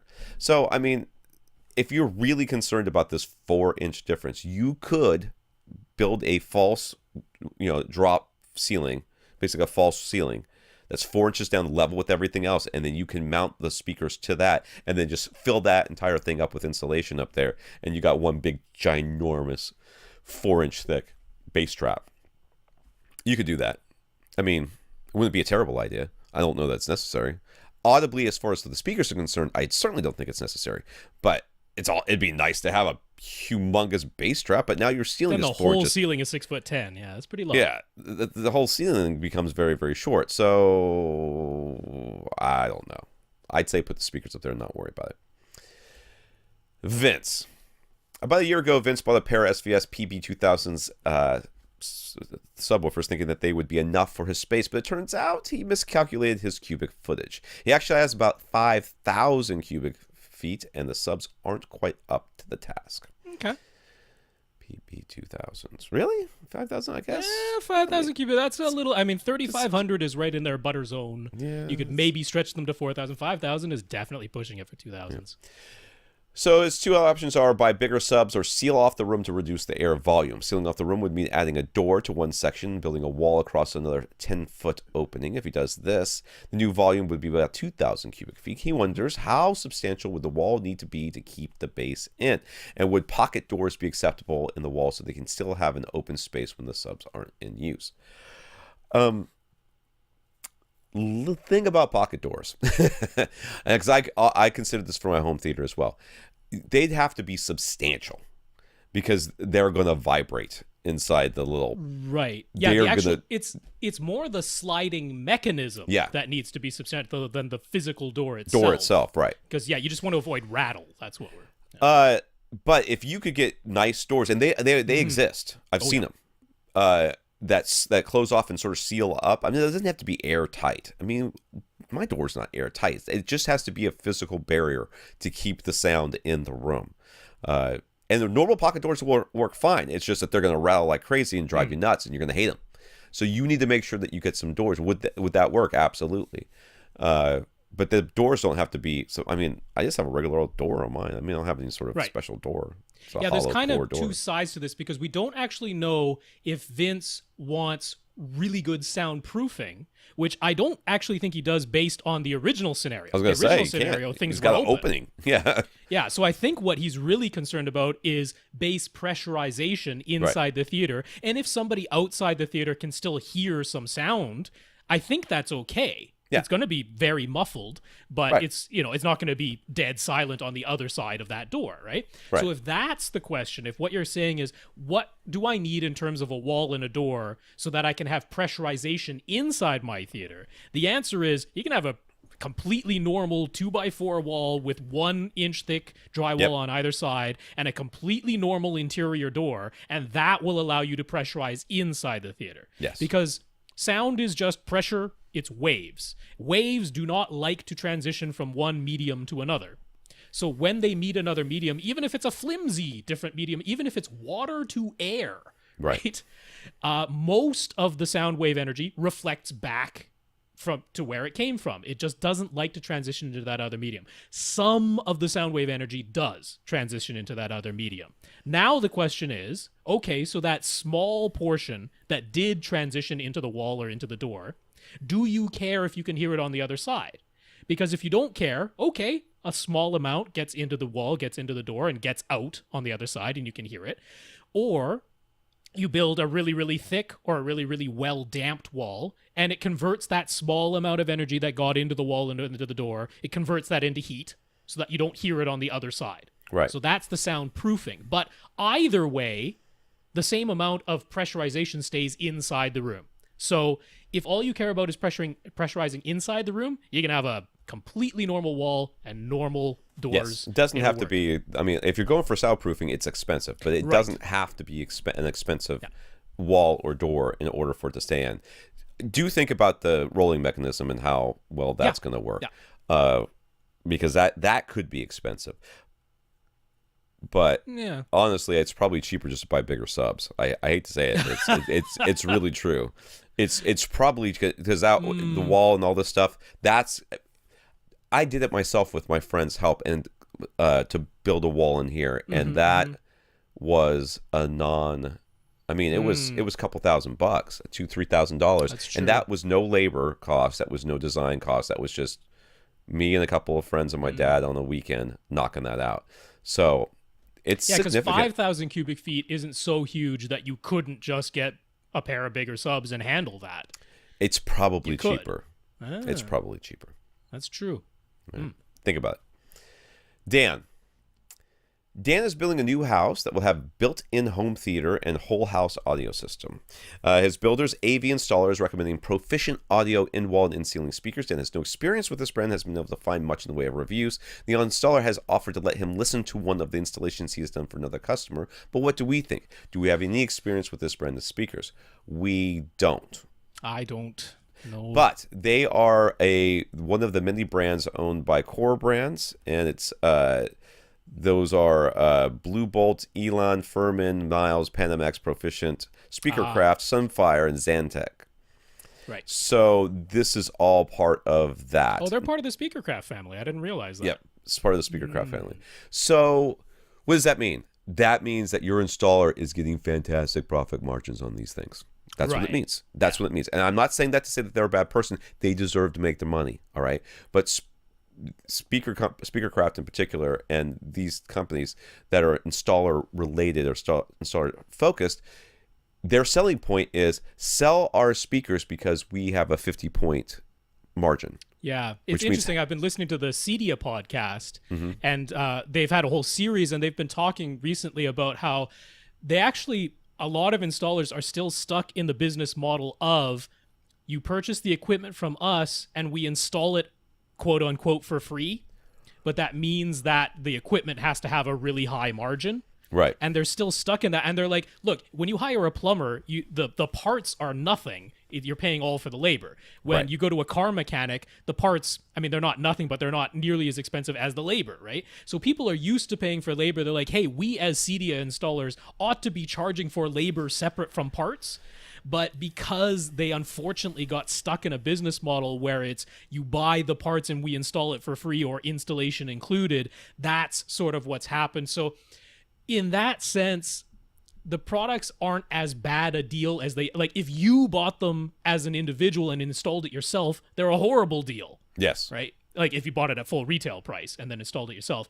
But it's because you're probably getting the installation and the product all for that one price. And if you separated out what's labor, what's parts, it wouldn't look so bad. So want to be fair to the installers and fair to these companies, because it's an outdated business model that even the Cedia people themselves are like, we got to change this because it doesn't make sense anymore. Like, people want to install an Apple TV. What are we going to do? Charge them $600 for an Apple TV? That doesn't make any sense. We have to be able to partition out parts versus labor, but that's their side of things. So I would highly recommend you go listen to the speakers. Yeah. I don't know that if they're recommending in-ceiling speakers for your home theater and they're not just the Atmos ones, I would recommend. Yeah, he did say in-wall and in-ceiling. So I'm hoping that there's in-wall options here for your home theater. So make sure that's happening. But go listen and see how they sound. Yeah. If you like them and they're comfortable installing them, go with them.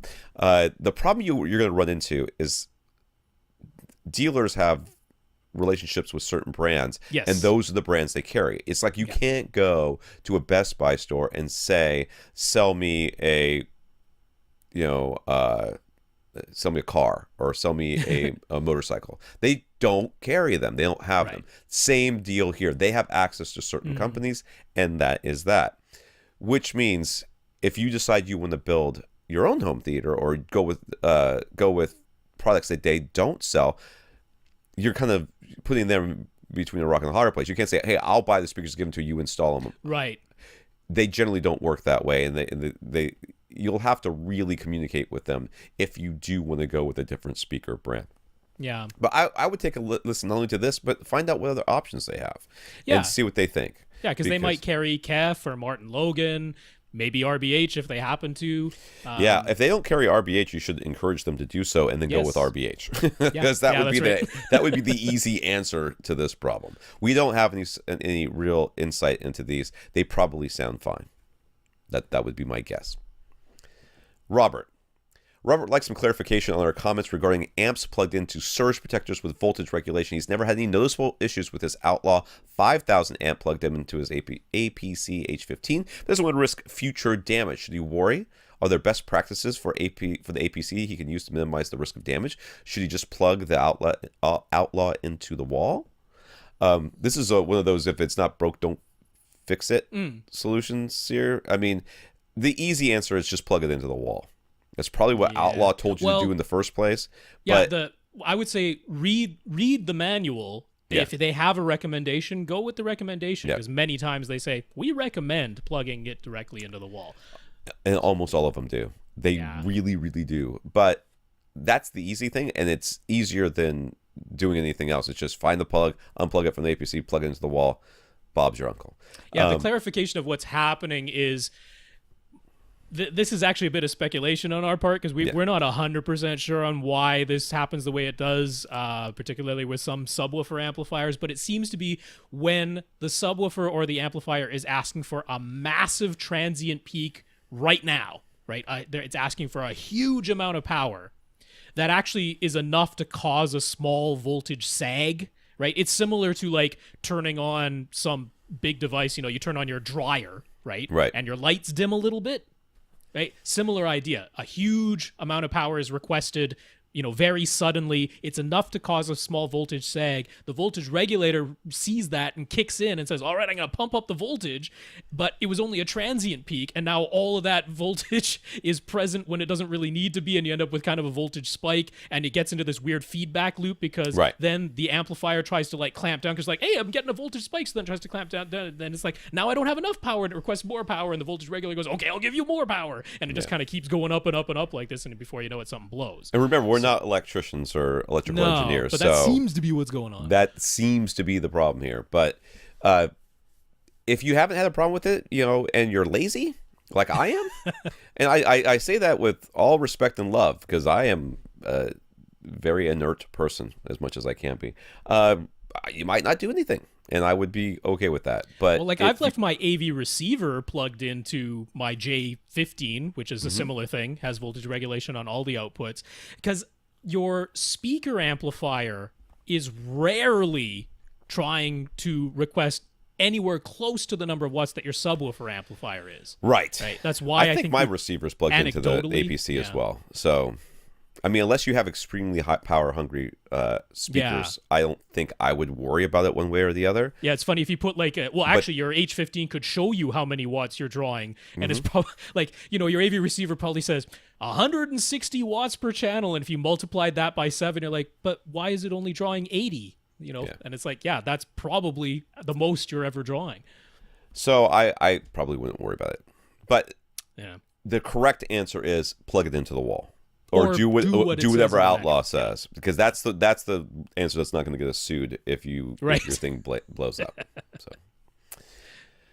Devin, this is not Denon, Devin. Devin is using Sennheiser RS120 wireless headphones. He has 2 pairs for when he wants to watch movies or TV without anyone else hearing what he's playing. He likes the convenience of wireless, and he prefers to remain wireless if at all possible, but he finds the RS120s lack bass and compress the sound dynamically, so he wants something better, and he's willing to go wired if that's the only way. He sits about 10 feet away from his Denon X4300H receiver, and he wants the ability to use 2 pairs of headphones at the same time with a budget of $200 for both pairs. That's what he said. He said $200 for 2 headphones. That's where the words he used in his email. So that sounds like total budget of $200. He wants 2 pairs of headphones. So that's where you run into problems. I think you can get 2 of them for $400 a lot easier than you get 2. Oh, yes. Sennheiser doesn't just make the 120s. They make other ones, and they're all...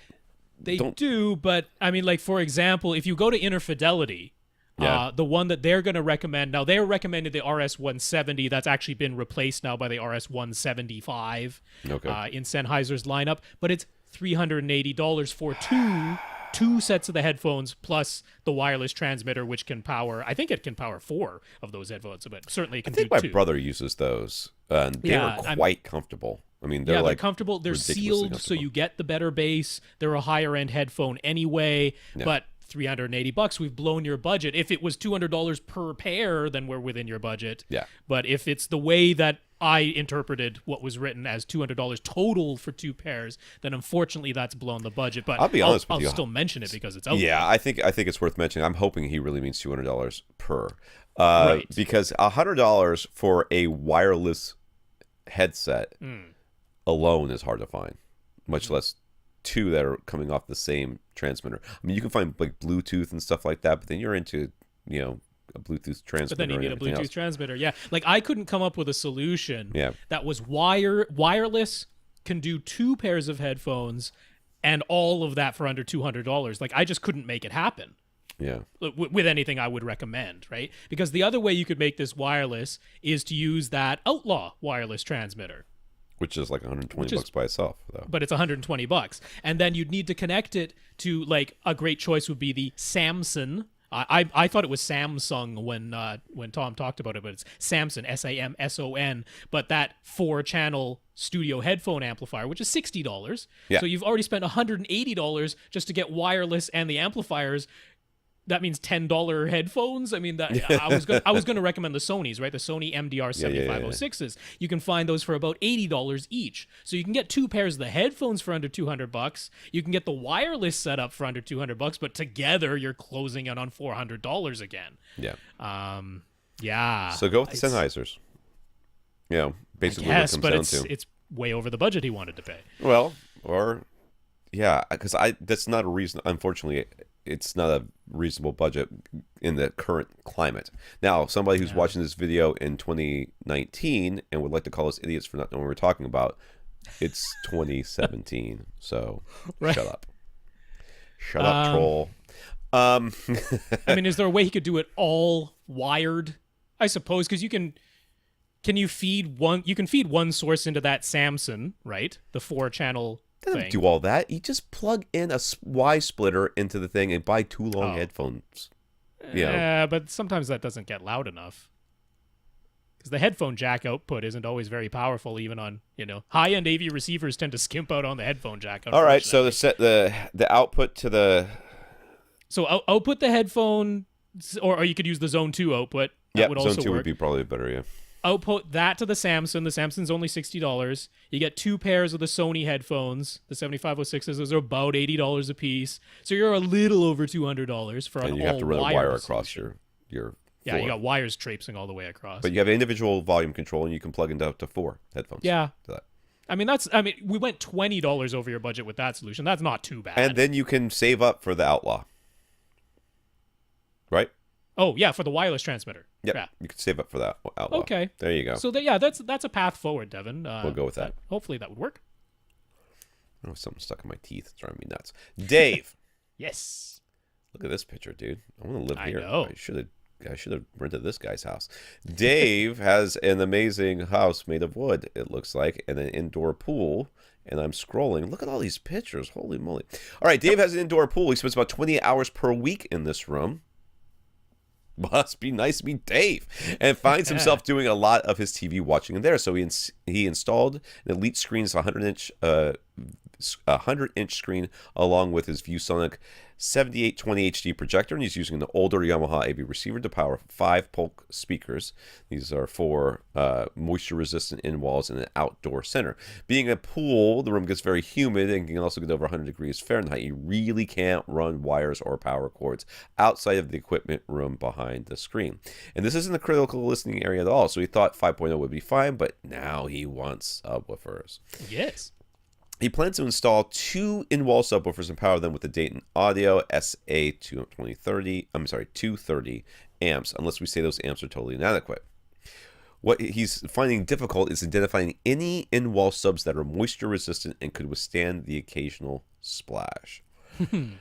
Well, they exist. Okay, yes. They definitely exist. There's a couple places you can look and things that you should do.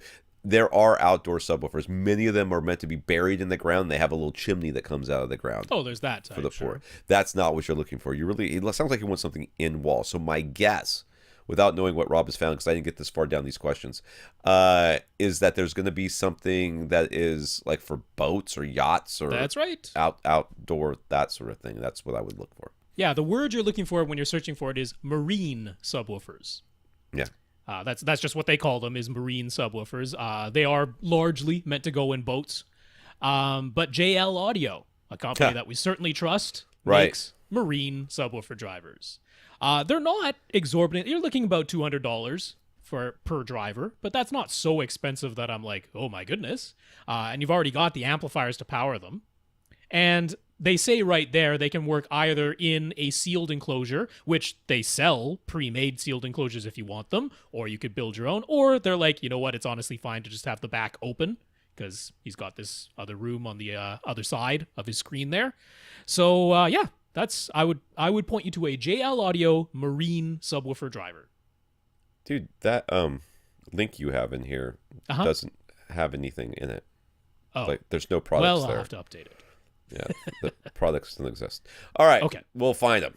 Anyways, there's a bunch of them. Alpine, Bazooka, if you really want one of those. Rockford Fosgate, they sell them Clarion, as well. Fusion, never heard of Fusion before. I'm sure they're good. Infinity has some too. Yeah. JBL. But I know and trust JL Audio, so. Yeah, That's where I'd point you.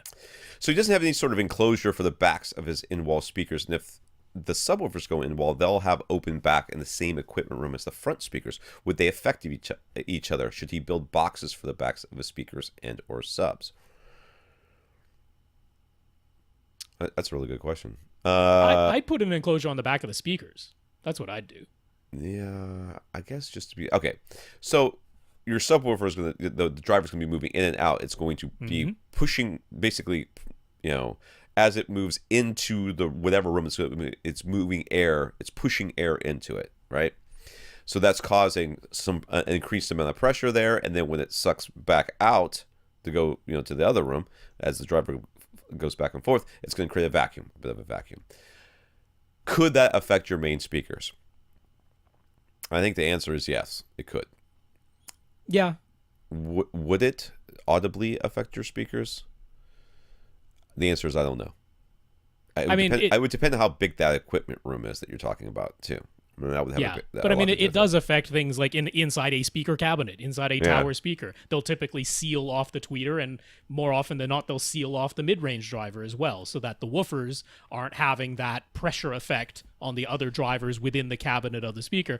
Now your cabinet has essentially become the room that's behind these in-wall speakers and subs. I would just seal off the in-wall speakers. I mean, they're essentially meant to work within the bay of a standard wall. Yeah. So you could even just close in the bay of the wall, because in the image he has one of these in-wall speakers. It's just in the middle of the bay of a normal wall. I gotta scroll up. There it is, right there. Just close off the bay of that wall, and there you go. That's sealed in that in-wall speaker. You put the in-wall sub in a different bay, and you've created. I mean, with the subs, you've created an infinite baffle sub. Basically, that's right. Is what you've done, or close to it. Right. I would. Yeah, that makes sense. Just throw a 2x4 above and below it, and a little piece of plywood or something, and fill it with insulation or whatever. Yeah, it doesn't have to be anything fancy, because you don't care about the looks in the back of the room. So right, those are way up at the top too. Is that what those are? I guess. Yeah. Yep. All right, Michael. I'm not reading all these little words, right? I don't have to. No. That's just the image that was sent. Okay. Michael first wanted to thank us for our previous advice. He found Gick Acoustics in Europe to make him some printed acoustic panels that passed the design committee's approval. So we have 4 panels on his back wall, and the panel beside his left front speaker to catch a first reflection. Panels on the ceiling didn't get approval, not surprisingly, but a Voice of God speaker for Oro 3D did. Ha! I'm just shocked that that's even a thing.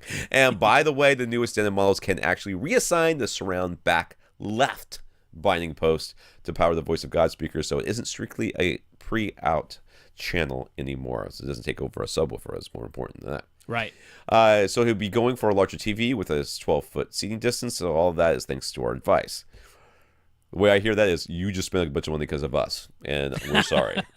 We're sorry, and you're welcome. I think he's going to be pleased, though. Like, those Gick panels look great, because those aren't even printed panels. They're dyed. Oh, yeah. So their process looks really excellent. So, yeah. I think you'll be pleased. I'm just scrolling through these pictures real fast while I'm looking at this. Okay. I'll scroll over when we actually talk about the question to see the things that the pictures as we were talking about them. He'd like to be able to use a pair of Bluetooth headphones, but still have the ability to have his main zone speakers playing. So could he connect a Bluetooth transmitter to his Zone 2 pre-outs of his Denon AV receiver? Yes. Absolutely.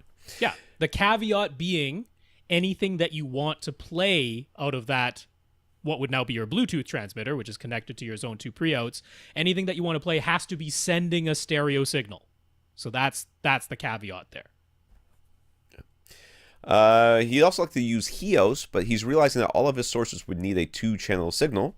Since he will have his sources plugged into his Denon using HDMI, then he'll be feeding his TV with the Denon's HDMI output. Could he use the TV to downmix whatever sound is playing to 2-channel, then send the sound back from the TV to the Denon using a stereo analog connection, or even the TV's headphone jack? That way, whatever's playing would automatically get a 2-channel downmixed version, and he wouldn't have to send 2-channel directly from his sources to his Denon. Would that work? No, I don't think so, dude. That doesn't really work that way, unfortunately. No, for a few reasons. One, in the Denon, it says when the audio is coming in, there's a setting that says, do you want this sound played out of the Denon or do you want the sound played out of your TV? Because it can pass it through to the TV if you want it to, but it won't do both simultaneously. It won't play it in surround sound itself and continue to send the audio via HDMI to the TV as well. So that part already doesn't work. Then, if you were going for lossless audio, which clearly with a full Oro 3D setup and Atmos setup and everything, you're bit streaming lossless audio, your TV isn't going to be able to decode that at all. So that you'd be stuck sending Dolby Digital 5.1 only in all scenarios for this idea to work. So basically know what you need to do if you want to be able to send all of your sources both to your full surround sound system and via HEOS, and for that matter to your Bluetooth headphones connected to the Zone 2 preouts. You need stereo connections for the audio for your sources. Yeah. That's kind of just the way it ends up being. Now, you can have, say, an HDMI connection. Let's say it's your cable box, right? Right. You can have the HDMI connection and the stereo analog audio connection. When you want to play full surround sound, you just go to the HDMI input. When you want to use the Bluetooth or you want to use the HEOS, you set that, the Zone 2, you set to the stereo analog input. Or the HEOS, you set to the stereo analog input. And that way they can both be playing at the same time. They might not be synchronized, but they'll both be playing at the same time. And that'll work using the two outputs of the source. That's kind of what you need to do. For his Voice of God channel, he'd like to use the same speakers as he's using for his Atmos Height channels, the Magnat Cinema 400, but they're only sold in pairs. And his couch is 10 feet wide. So what do we think of wiring a pair of speakers in series and using them in mono as the Voice of God channel? I'm going to be dead honest with you. I think you should just keep one of those speakers in the box. That's one way. I think... if you were to go to an Oro 3D theater, like an actual full-on cinema, that's Oro 3D, they use 4 Voice of God speakers. They're all playing in mono, but they use 4 physical speakers to play the one mono Voice of God channel. So it's not like there's no precedent for using more than one speaker to play the Voice of God channel. They are going to be playing in mono. So, I mean, I don't know. If you're going to do it, I would put with them like front and like in a line, front and back. Oh, really? I would not put them side to side. I don't think. Side to side?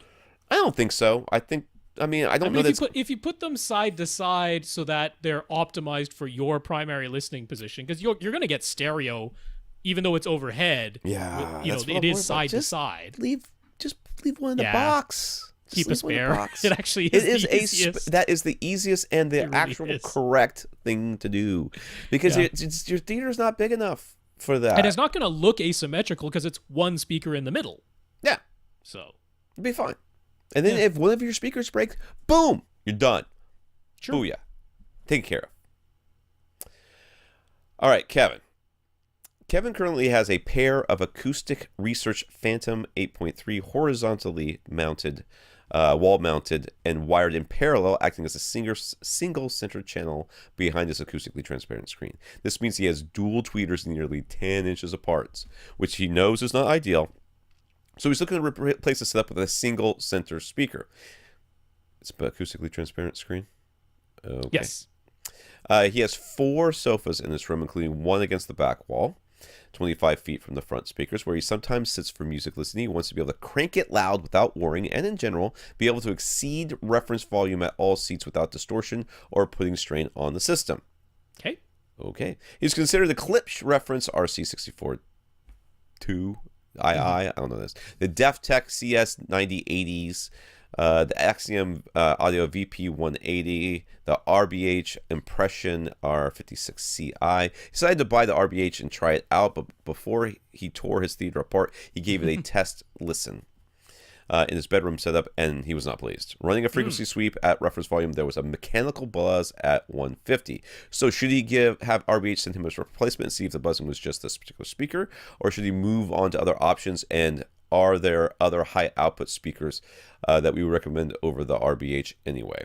So this is a dismaying number of RBH Impression Series speakers we've heard with these buzzing problems, because this is not the first instance we've heard of this. This is like the second, right? Or third, maybe? This is like third or fourth time that we've heard about this. I wonder if they had a bad batch. They must have had a bad batch, and I would definitely send it back and call them, because they're going to like totally look you up, okay? And they're going to make it really easy for you. So far, they've replaced it, no question. Yeah. Because it shouldn't be. It flat out shouldn't be buzzing like that. Yeah. All right, so the ones you're just looking at here are the clips. Those will probably play plenty loud and be nice. The DefTechs, I don't know anything about them. The Axiom, do not get that. It's the same speaker. problem you already have. You've Two already tweeters got way that too far problem apart. too. Yeah, don't. Yeah. In the Impression series, trying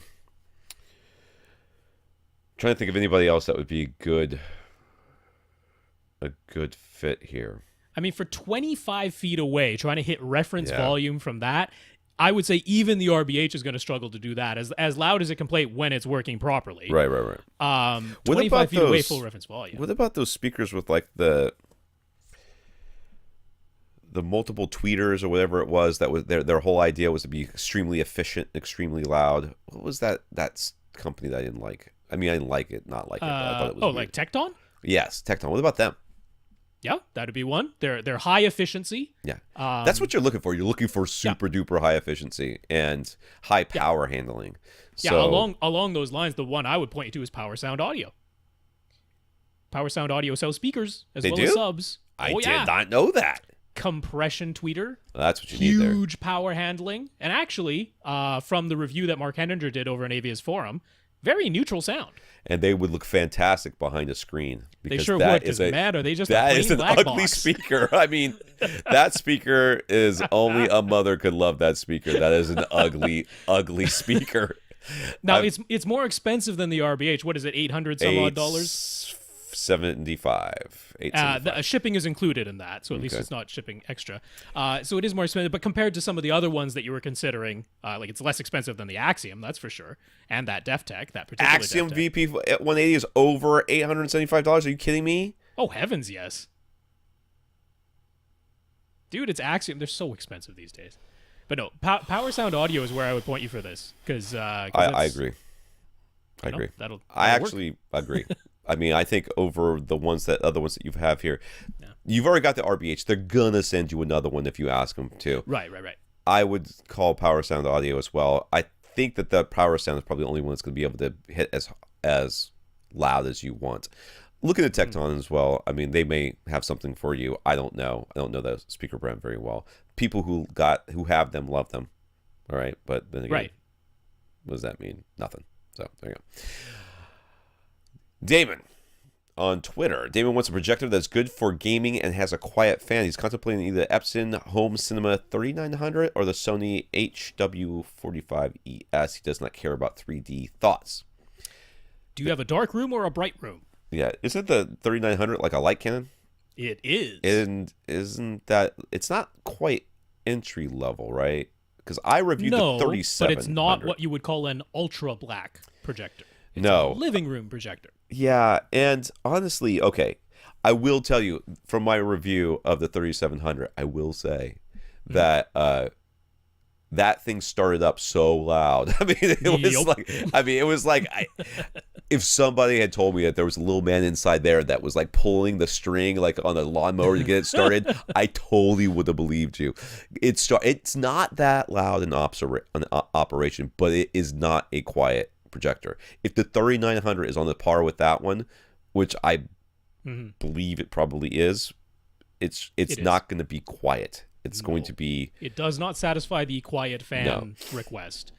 It's beautiful though. It's got a really good picture. It's very bright. It's extremely very bright. Yeah, the Sony, the HW45 is an excellent projector. It does qualify as an ultra black projector. It's not as bright as the 3900. It's certainly no slouch in terms of brightness. It's still like 2500 lumens, but it's not the 37 something hundred lumens that the Epsons can pump out. So if you have a light controlled room, I don't even say it has to be pitch black, but if pitch black, great. But if you have a light controlled room, I would absolutely go with the Sony. It's definitely quieter. I don't think you're gonna be happy image, with that Epson. higher contrast, deeper black levels, just not as overall I bright. love Epsons. I do. But you just got to, I mean, they have different projectors for different purposes. And this is not a quiet projector. This is a projector that you will be able to see in ambient light. Yeah.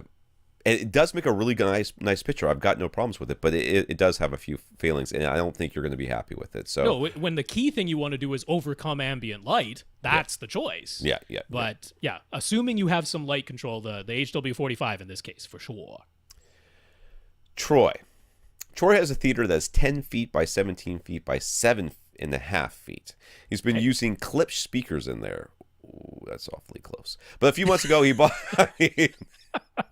Klipsch has a large variety of speakers, man. It's not like every... Just saying that that if you looked on the APC and see how much power you were drawing to your speakers, the number would be very tiny. Not enough to register. It's like 0.00000 watts.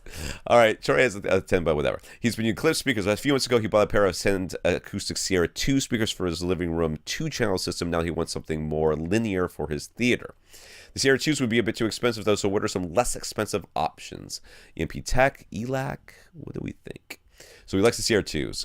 He does? I mean, what is his price point here? Because EMP Techs are quite inexpensive, and so are the ELACs. So yeah, if we're talking the debut series. Yeah, so I'm guessing that's what he wants, something in that range, which means... I'm thinking so. Entry level.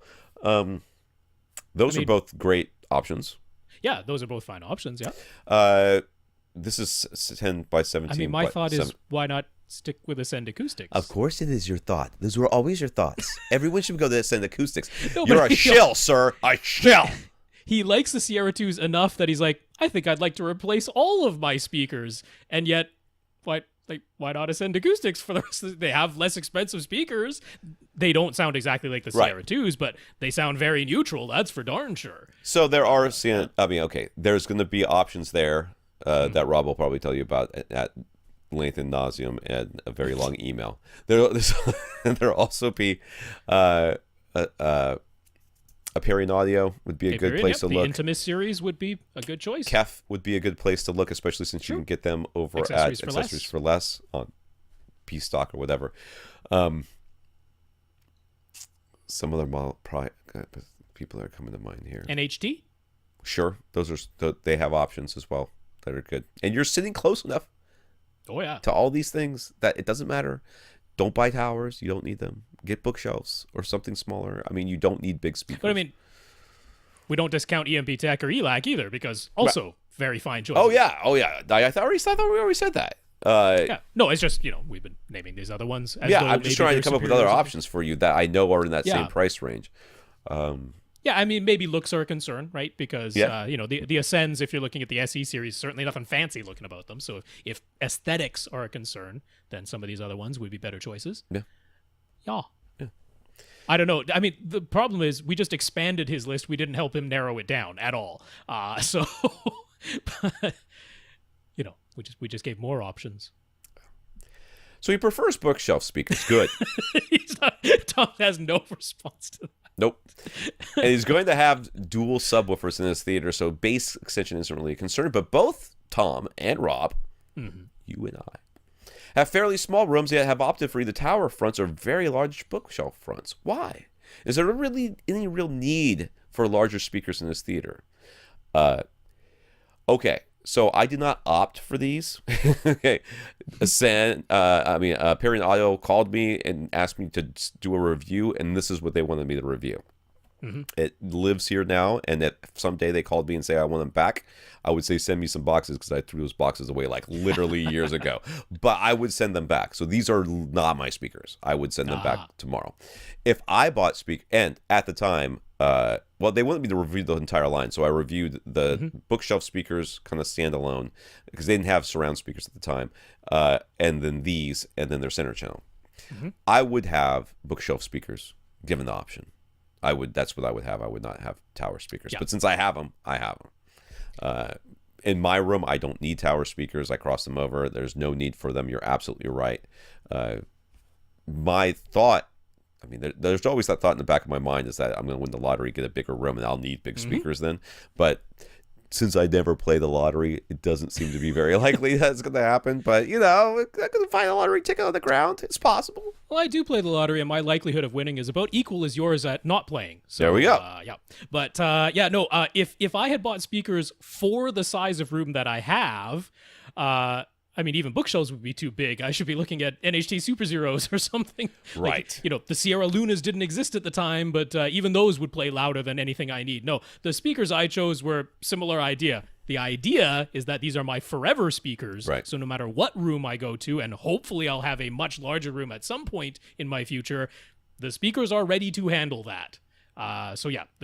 Rob has a much better chance of getting a bigger room. My housing choices are going to be going down in the future. Move to another part of the country because, a house here is $2 million and up. So that's just not in the cards. Those fat AVRant dollars aren't bankrolling your baller lifestyle. Not yet. Rolling in the One day Bentley. we should say how many of those dollars have actually made them my way or anyone else's way. The only way they go is to my wife. She says, we need more money for... The reason is because she bankrolled the podcast for all of the early years. She is very much still indebted for keeping AVRant afloat. So, well, not only that, I mean, Clint also helps bankroll this thing, too. So I should be paying him money, but I don't. He hasn't had a dime, has he? He hasn't had a dime. If anything, he's paid out of pocket. He's... right. Oh, jeez. I don't even want to get into it. All right. John, this comes from Facebook. What are the chances that a disc or streaming service will exclusively use Dolby Vision for HDR? Could people with HDR 10 only TVs or players wind up out of luck?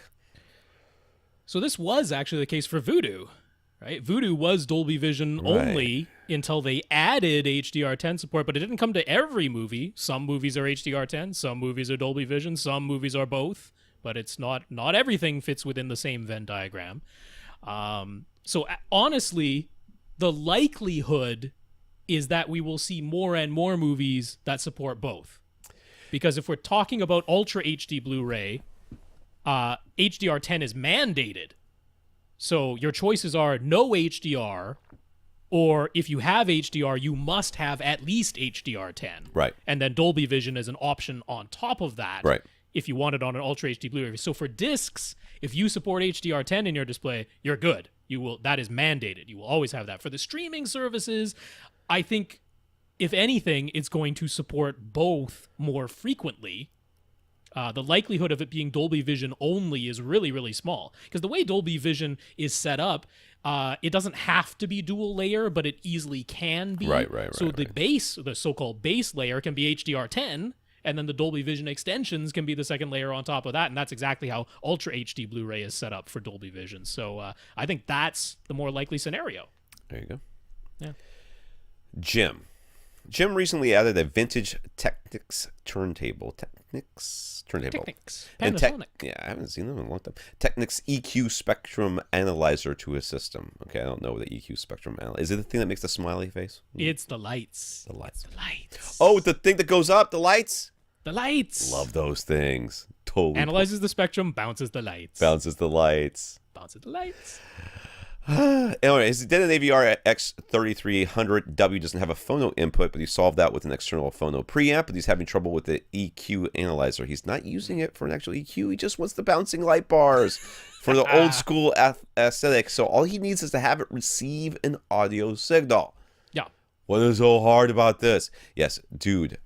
I want to tell you that somebody listening to this podcast is waiting for me to rip into this guy for being pet. This is an awesome idea that I would totally steal. If I had one of those things, I would be doing the same thing. When he was talking vintage, I bet he found this at like a garage sale or a used, pawn shop or something. Absolutely. I bet he didn't pay like a huge amount of money for this. And the glowing bouncing lights of that is cool.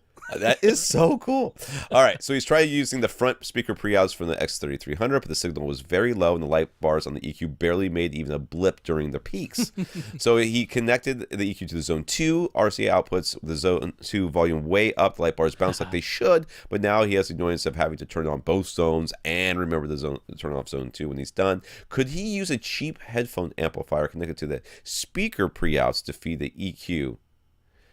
Just EQ to a boosted signal rather than the Zone 2 solution he has now. He doesn't want to buy a Harmony remote, and the Harmony wouldn't work with the turntable and spectrum analyzer anyway. They're both old enough that they only have manual power switches. Sweet. Well, I actually kind of think that would work. Wouldn't that work? It should, because I mean, you're taking a stereo analog signal, feeding it into a headphone amplifier, which would send out a stereo analog signal. I mean, we're calling it a headphone amplifier. It's any sort of thing with the volume knob on it. That's what it's you just want. that it's not speaker binding posts on the other end of it. That's the point key. I'm making. Yeah, that's the key. So yeah, that should work. Yeah, should work. I like it. Send us a picture. I wouldn't have to be terribly expensive at all. Yeah. So it's not like you need fantastic fidelity for the bouncing lights. Just lights. Just pretty lights. And for anyone who's saying, why doesn't he just turn up the output level of the pre-outs? Well, it's because if you did that, it would affect the actual speakers as well. Yeah. Because you have the one trim level and the one master volume. It affects both the pre-outs and the speaker binding posts on the receivers. So that isn't a solution. So yeah, I think your idea would work. So speaking of which, the X3300W also lack switched AC outlets. I haven't seen any of those in a while. So yeah, it's been a while. Is there any way to easily power everything on instead of having to manually power on the turntable and spectrum analyzer individually every time? Yes, he agrees that these are first world problems. Thank you, sir, for acknowledging that. There are switched outlets on things like APCs and other devices. Yeah, and you wouldn't even have to go APC, because sometimes to get what they call it like master and slave power outlets. Yeah.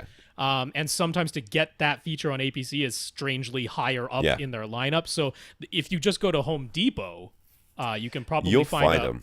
Yeah. Like just a power, like a power strip. Yeah. Right. But you want one that has master and slave output, so that when power is being drawn from the master outlet, it then automatically switches on the slave outlets. Right.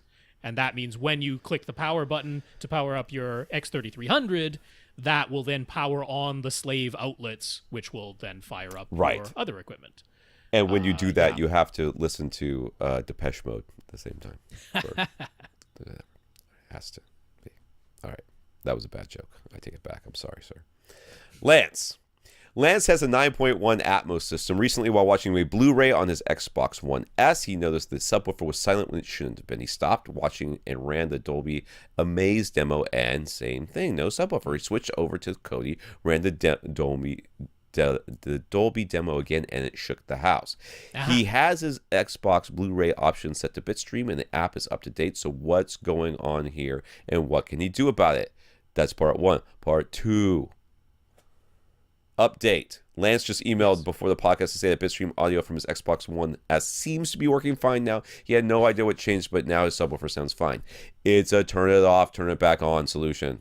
That's what it is almost every time. Unfortunately, yeah. He was like, maybe there was an update or something. I don't even think it was that. It's turn it off, turn it back on. In the most recent full update that they did, they added Windows Sonic and Dolby Atmos for like everything. Like you can have Dolby Atmos for games or anything now. It's just part of the sound settings. I was using the Windows Sonic just to try it out, right? Which is their version of, virtualized surround sound, and that was watching some Netflix. All of a sudden it went to horrible distortion. I was like, lovely. So I went into the settings, turned off Windows Sonic, turned it back on in the settings, right? Didn't power down the Xbox or anything. I just turned it off, turned it back on in the setting. It was fine. Totally fine. So I think that's all it was. It was a... This is why audiophiles have the kind of ammunition they do. You know that, right? This is it. Audiophiles will constantly tell you, how, like, when you're using your computer or using something like that, sometimes it gets weird and freaky. It's because it does too much stuff. You need to have everything just doing one thing, and then it does it well. And therefore, it should cost $3,000 per component, and it should be made of plate glass and platinum. This was a weird bug. Going back to the whole using the Xbox One S as an Ultra HD Blu-ray player, this is the type of thing people have been complaining about. Right? The audio got all garbage. Stuff got out of sync. The thing dropped HDR. It's like, you turn it off, you turn it back on. Like even just within the setting, not even a full power down cycle, right? for some reason. So I think it's but because if you're so running much of into this is this being problem, software. this is important. That's why we're still reading this question, even though Lance right. figured it out for himself by waiting. Yeah, yeah. I mean, that's the solution. He probably did a full reset at some point for some reason, and there you go. Or just got sick of it, turned it off, and left the room, and then later on came back to it, turned it back on. Who knows? Yeah, it's frustrating. I understand that. And you want to see me crawl the walls, get the lips out of sync when I'm watching the video. I will completely lose it. Like, I know my lip sync is dead on. And there's at least one show, I think it's early episodes of White Collar, that the lips are out of sync, and it drives me nuts. And I'm looking at my wife, and she's watching the same show I'm watching, and she's having a great time, and I'm like, how are you not noticing this? And I just want to say, can't you tell that their lips aren't in sync? And because then she'll notice, and then she'll go, nah, and that would be it. Or I could ruin it for her, then she'd be mad at me. So I don't say anything because I'm a smart man. He asks, who are we talking to now? I forgot. Nathan? Lance. He asks, is there any way to make sure that the Marantz SR6010 displays the audio codec of the current signal instead of the input name? It flashes temporarily when acquiring a signal, but it doesn't stay. And he doesn't like having to check manually to see if he's getting the right signal from his Xbox or from Kodi. Is he talking about on the front? On that little window the little porthole display, which is the only display that the SR6010 has. And unfortunately, the answer is no. Yeah. Mine does. But I have a Denon, and it has a much bigger display. Has the bigger display. Yeah. Unfortunately, no. With the single little porthole display, it doesn't give you the option of doing that. You can press the info button to bring it up on screen. Like you say, it flashes when it's first acquiring the signal. But no, I hear you. That's something I would like the option to do as well. But unfortunately, the answer is no. There's no setting you can do to do that. So we've just probably discussed it before, but what are some of our favorite Blu-rays in terms of picture and sound? John Wick. Yeah. I love me some John Wick. That's such a dad movie, though. I mean, it's such a dad movie. I just got Logan. The version I have actually came with the noir version, which I guess is a black and white version. Haven't watched that yet, but I don't know that the sound's all that great. I mean, it was fine, but I don't know that it stunned me in terms of sound or picture. I have to say, I went and saw Wonder Woman on opening night. Yeah, how was that? Great movie, by the way. I really like. Easily the best DC movie. Like, not that it had much to reach for. That's a low bar, sir. Like, yeah, no, really, really good. Everyone should go and see it. I have to say, I was very impressed by the Atmos sound in the theater. So a lot of times in the theater, I'm not as impressed by the Atmos sound as in my own home theater, where things are more discreet than that. But this was a really good. I think they're getting better at these Atmos mixes. I gotta say, I think the mixers are figuring it out. So that'll be one to watch when it comes out. The one I always like to mention in terms of picture, because it's not one that anyone would ever think of, but The Shining on Blu-ray. Yeah. I really like that because in all likelihood, you have never seen that movie with correct colors. Even the Blu-ray probably isn't fully correct colors because it was, full film. Right. So even beyond DCI-P3 color. But yeah, the Blu-ray of The Shining, I'm always like, it's subtle, right? But it really, really gets me. So I like that one for picture quality. Picture quality. All right. There's so many. I mean, I've got Blu-rays of Porcupine Tree. I've got Blu-rays of Blue Band Group, of Diana Krall. Those all got fantastic audio. Yeah, Chris Body in Boston is a favorite of mine. For sure. I mean, that's just pure audio quality, though. It's a concert. It's a live concert. Porcupine Tree has got... The one thing that kind of bugs me is that the one guitar guy always comes out of... I think if I'm remembering it correctly, I haven't watched in a while, one guitar guy comes out of one speaker and the other guy comes out of the other one, or the bassist or something. And I'm like, they anchor them. I don't know. I have more of a relativistic... I mean, if the camera's panning around. But it's good. Blue Man Group I like a lot. Diana Krall I like a lot. I mean, there's lots of Blu-rays and discs out there that have interesting sound effects that you might use to show things off. Lots of stuff has tons of bass that you can... I mean, pick a Pixar movie. I mean, literally anyone. They find an excuse to use subsonic bass in every movie that they do.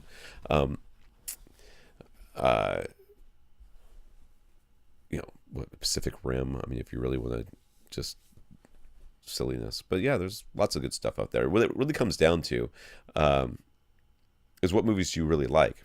and what type of movies do you like, because there's going to be perfect examples for you in every genre. You just, except for maybe rom-com, you're gonna be able to find something in there. So I don't really know if that's true about rom-com. I just made that up because I thought it'd be funny. Mike is using a Marantz SR6005 for a surround sound and a separate stereo preamp for 2-channel music. He's only using one pair of front speakers, though, so they are pulling double duty. He's never used subwoofers before, but now he's thinking like to add dual subwoofers. Way to go, jumping in the deep end. And he'd want to use them for both his surround sound and his 2-channel listening. The Marantz has only basic Odyssey multi-Q, so he prefer to use outboard EQ for the subwoofers, almost certainly a mini DSP, he says. Mike didn't specify in his email whether he's using any external amplification, but he basically wants to know how he can connect both of his surround sound systems, and both his surround sound system and his separate 2-channel preamp, so that both setups are using the mini DSP and the dual subwoofers and the front speakers. In particular, if he sets his front speakers to large in the Marantz and his center, and the surrounds to small, with all the bass LFE and the bass from the center and the surrounds get sent to his front speaker pre-outs. What? So that second question. The simple, straightforward answer is yes. Right. If you say so, this goes for any surround sound receiver. If you say you do not have a subwoofer, it will automatically set your front speakers to large. Right. At which point, all of the bass, whether it's from the dedicated LFE channel or from the speakers that you've set to small, all of the bass then gets sent to those front speakers. Well, whatever the speakers are that are large. Yeah, whatever set is That's large. True. So if you set their surround backs as large, so large. Strictly answering that's the case. But like, there's basically two scenarios here, right? One is that he has an external stereo amplifier to power his front left and right speakers. Yes. And he is using some sort of speaker selector switch to switch between the pre-outs of his Marantz surround sound receiver and the pre-outs of his stereo 2-channel preamp. Right. That would be fine. Now, if that's the case, you would simply feed the output of that speaker selector switch to your mini DSP first. The mini DSP can then send the signal that goes to your front, left, right speakers, because it has 4 outputs. It has 2 inputs and 4 outputs. So you would send the left and right inputs of the mini DSP. That would be being fed by whatever is already feeding your amplifier. And then 2 of the mini DSP's outputs would go to the amplifier that you're using right now, and the other 2 would go to your dual subwoofers. So it's the exact, if you have a stereo external amplifier right now, it's the exact same setup you have. You're just putting the mini DSP in between the selector switch and the amplifier. I am unsure scenario. that we're answering this question correctly. He is using surround sound. I mean, he says he's using a surround sound system and a separate stereo preamp, but somehow both of them are feeding the same pair of front speakers. Fine. And if that's the case, then is he using the mini DSP just for the sub, or does he want to use it just for all of his speakers? No, he wants the mini DSP just for the subs. Okay. Yeah. So, like I say, if you're using an external stereo amp right now, the mini DSP is just going to get inserted in the signal chain in between whatever it is you're using to choose between either the pre-outs of your surround sound AV receiver or the pre-outs of your stereo preamp. You're using something to switch between those two. So why can't he just set the front speakers to small and then put the DSP between the mini DSP between the subwoofer output of both the... Well, this is the other scenario. The other scenario is you're using the stereo 2-channel preamp to feed one of the inputs of your Marantz SR6005. That might be the case. Maybe he's just going, I have this stereo preamp, it feeds one of the stereo analog inputs of the SR6005. If that's the case, you can do all the bass management inside the Marantz. Right. You would set all of the speakers to small. You would set the subwoofer to on, or yes. Yes, right. And now the subwoofer output would feed the mini DSP, and the mini DSP would feed your subwoofers. Right. That's all there is to that one. So that's the simpler one.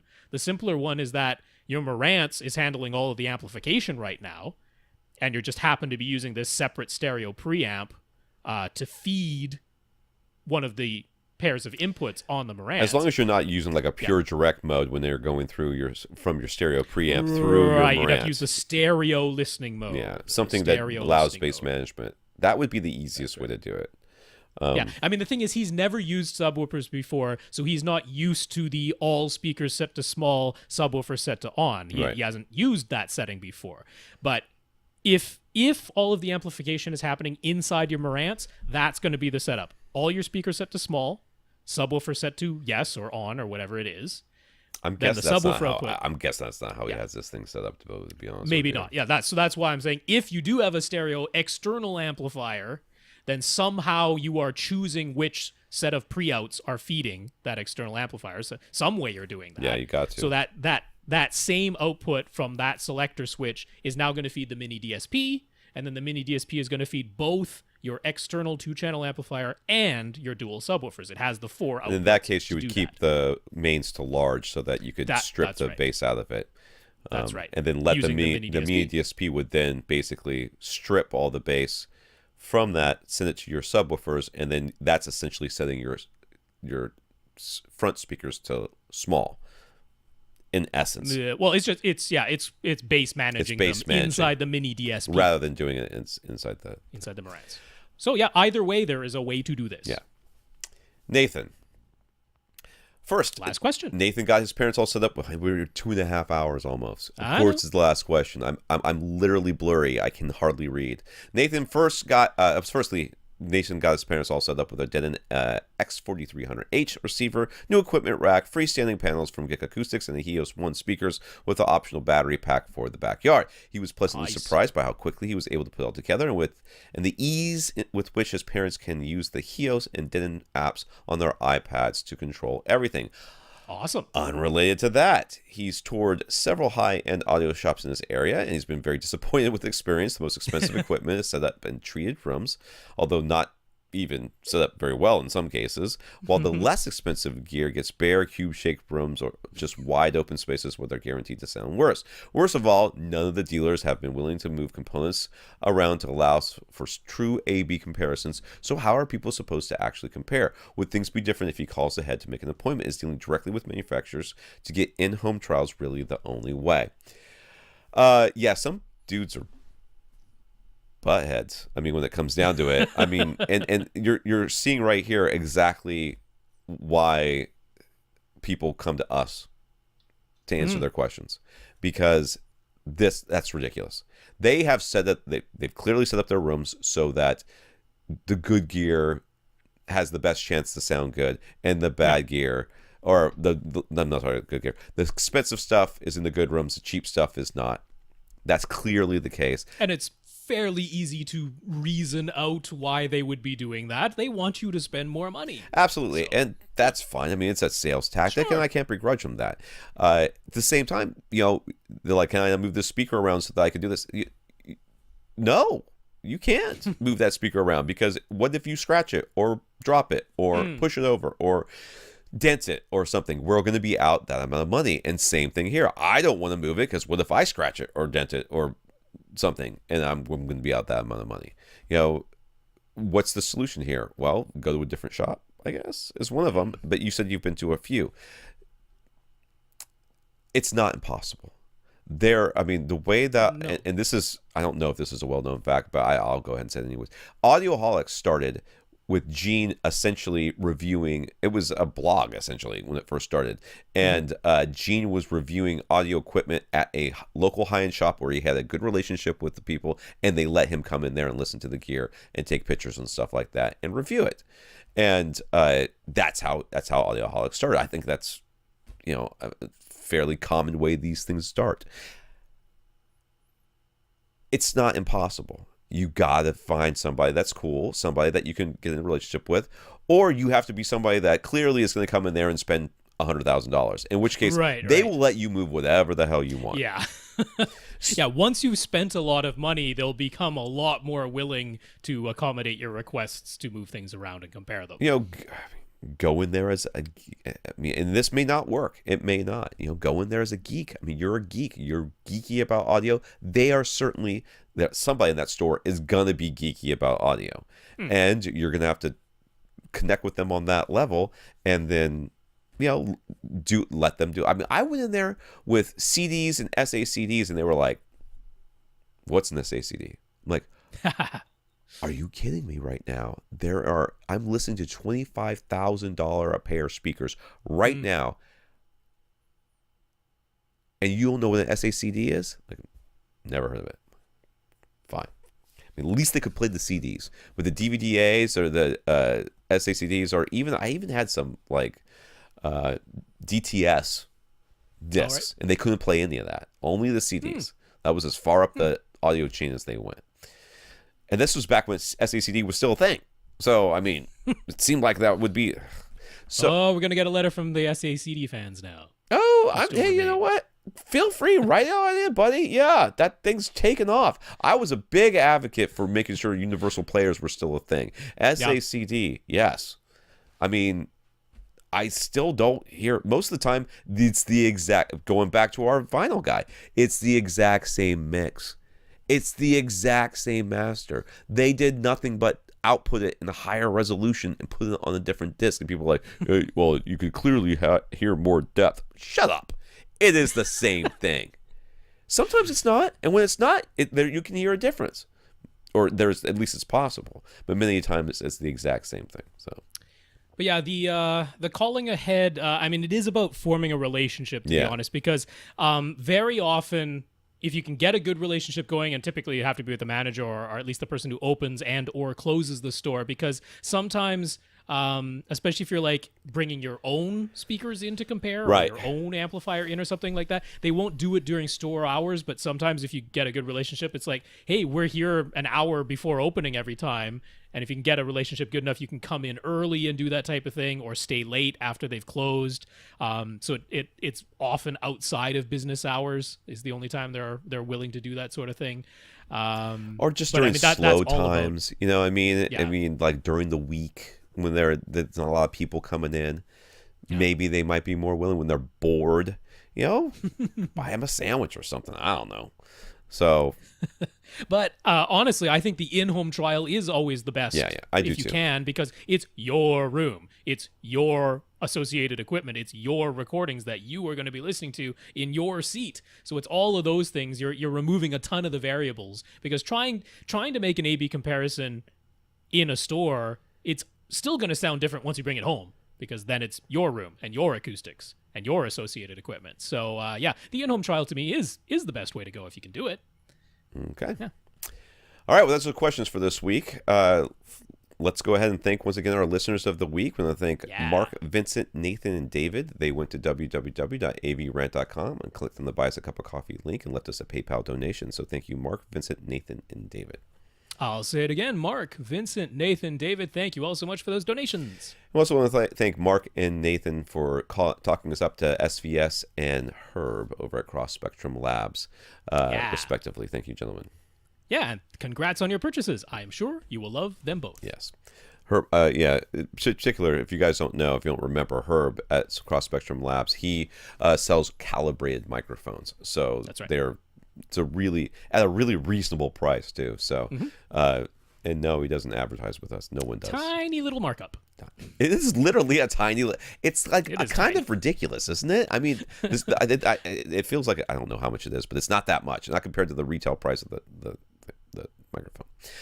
All right. If you want to get your question answered on this podcast, all you have to do is ask. You ask by emailing us at question@avrant.com. You contact us directly by leaving a comment on the website, www.avrant.com, facebook.com/avrantpodcast, youtube.com/c/avrant, where you can find trolls even now being mad about things we said 2 years ago. If you want to contact Rob directly, it is rob@avrant.com, @FirstReflect is his Twitter. I am Tom at avrant.com, @avrant_Tom. We have our producer, Austin, who has his Twitter handle is @Austin, TEN, Pond, Austin Pond. He has his own podcast, the We Watch Movies podcast about.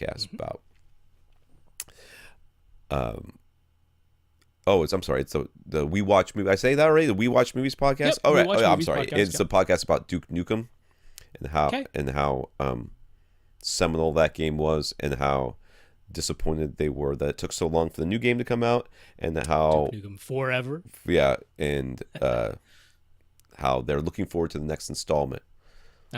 Which So it is the franchise of Duke Nukem. It is the entire thing. Yeah. Sure. They're down. We watch movies. Why wouldn't it be? Oddly enough, if they made a Duke Nukem movie, all of the people on the podcast have said that they would not watch it. So it could never live up to the mythos of the game. I don't know what to tell you. They're a very strange lot. Our other huge thank you to Liz for coming back onto the podcast. Thank you, Liz. Yes, Liz, thank you so much for coming back. It was great having you, and I know it was she's basically trying to time. She didn't say this on the podcast, but she told me she's timing like when the baby goes down, so that she knows that this is solid sleep time for the baby, which means this is probably solid sleep time for her that she was giving up. Right. So I do really appreciate her coming back. So thanks, Liz. All right, for AVRant, I'm Rob H. And I'm Rob H. Now go out and listen to some.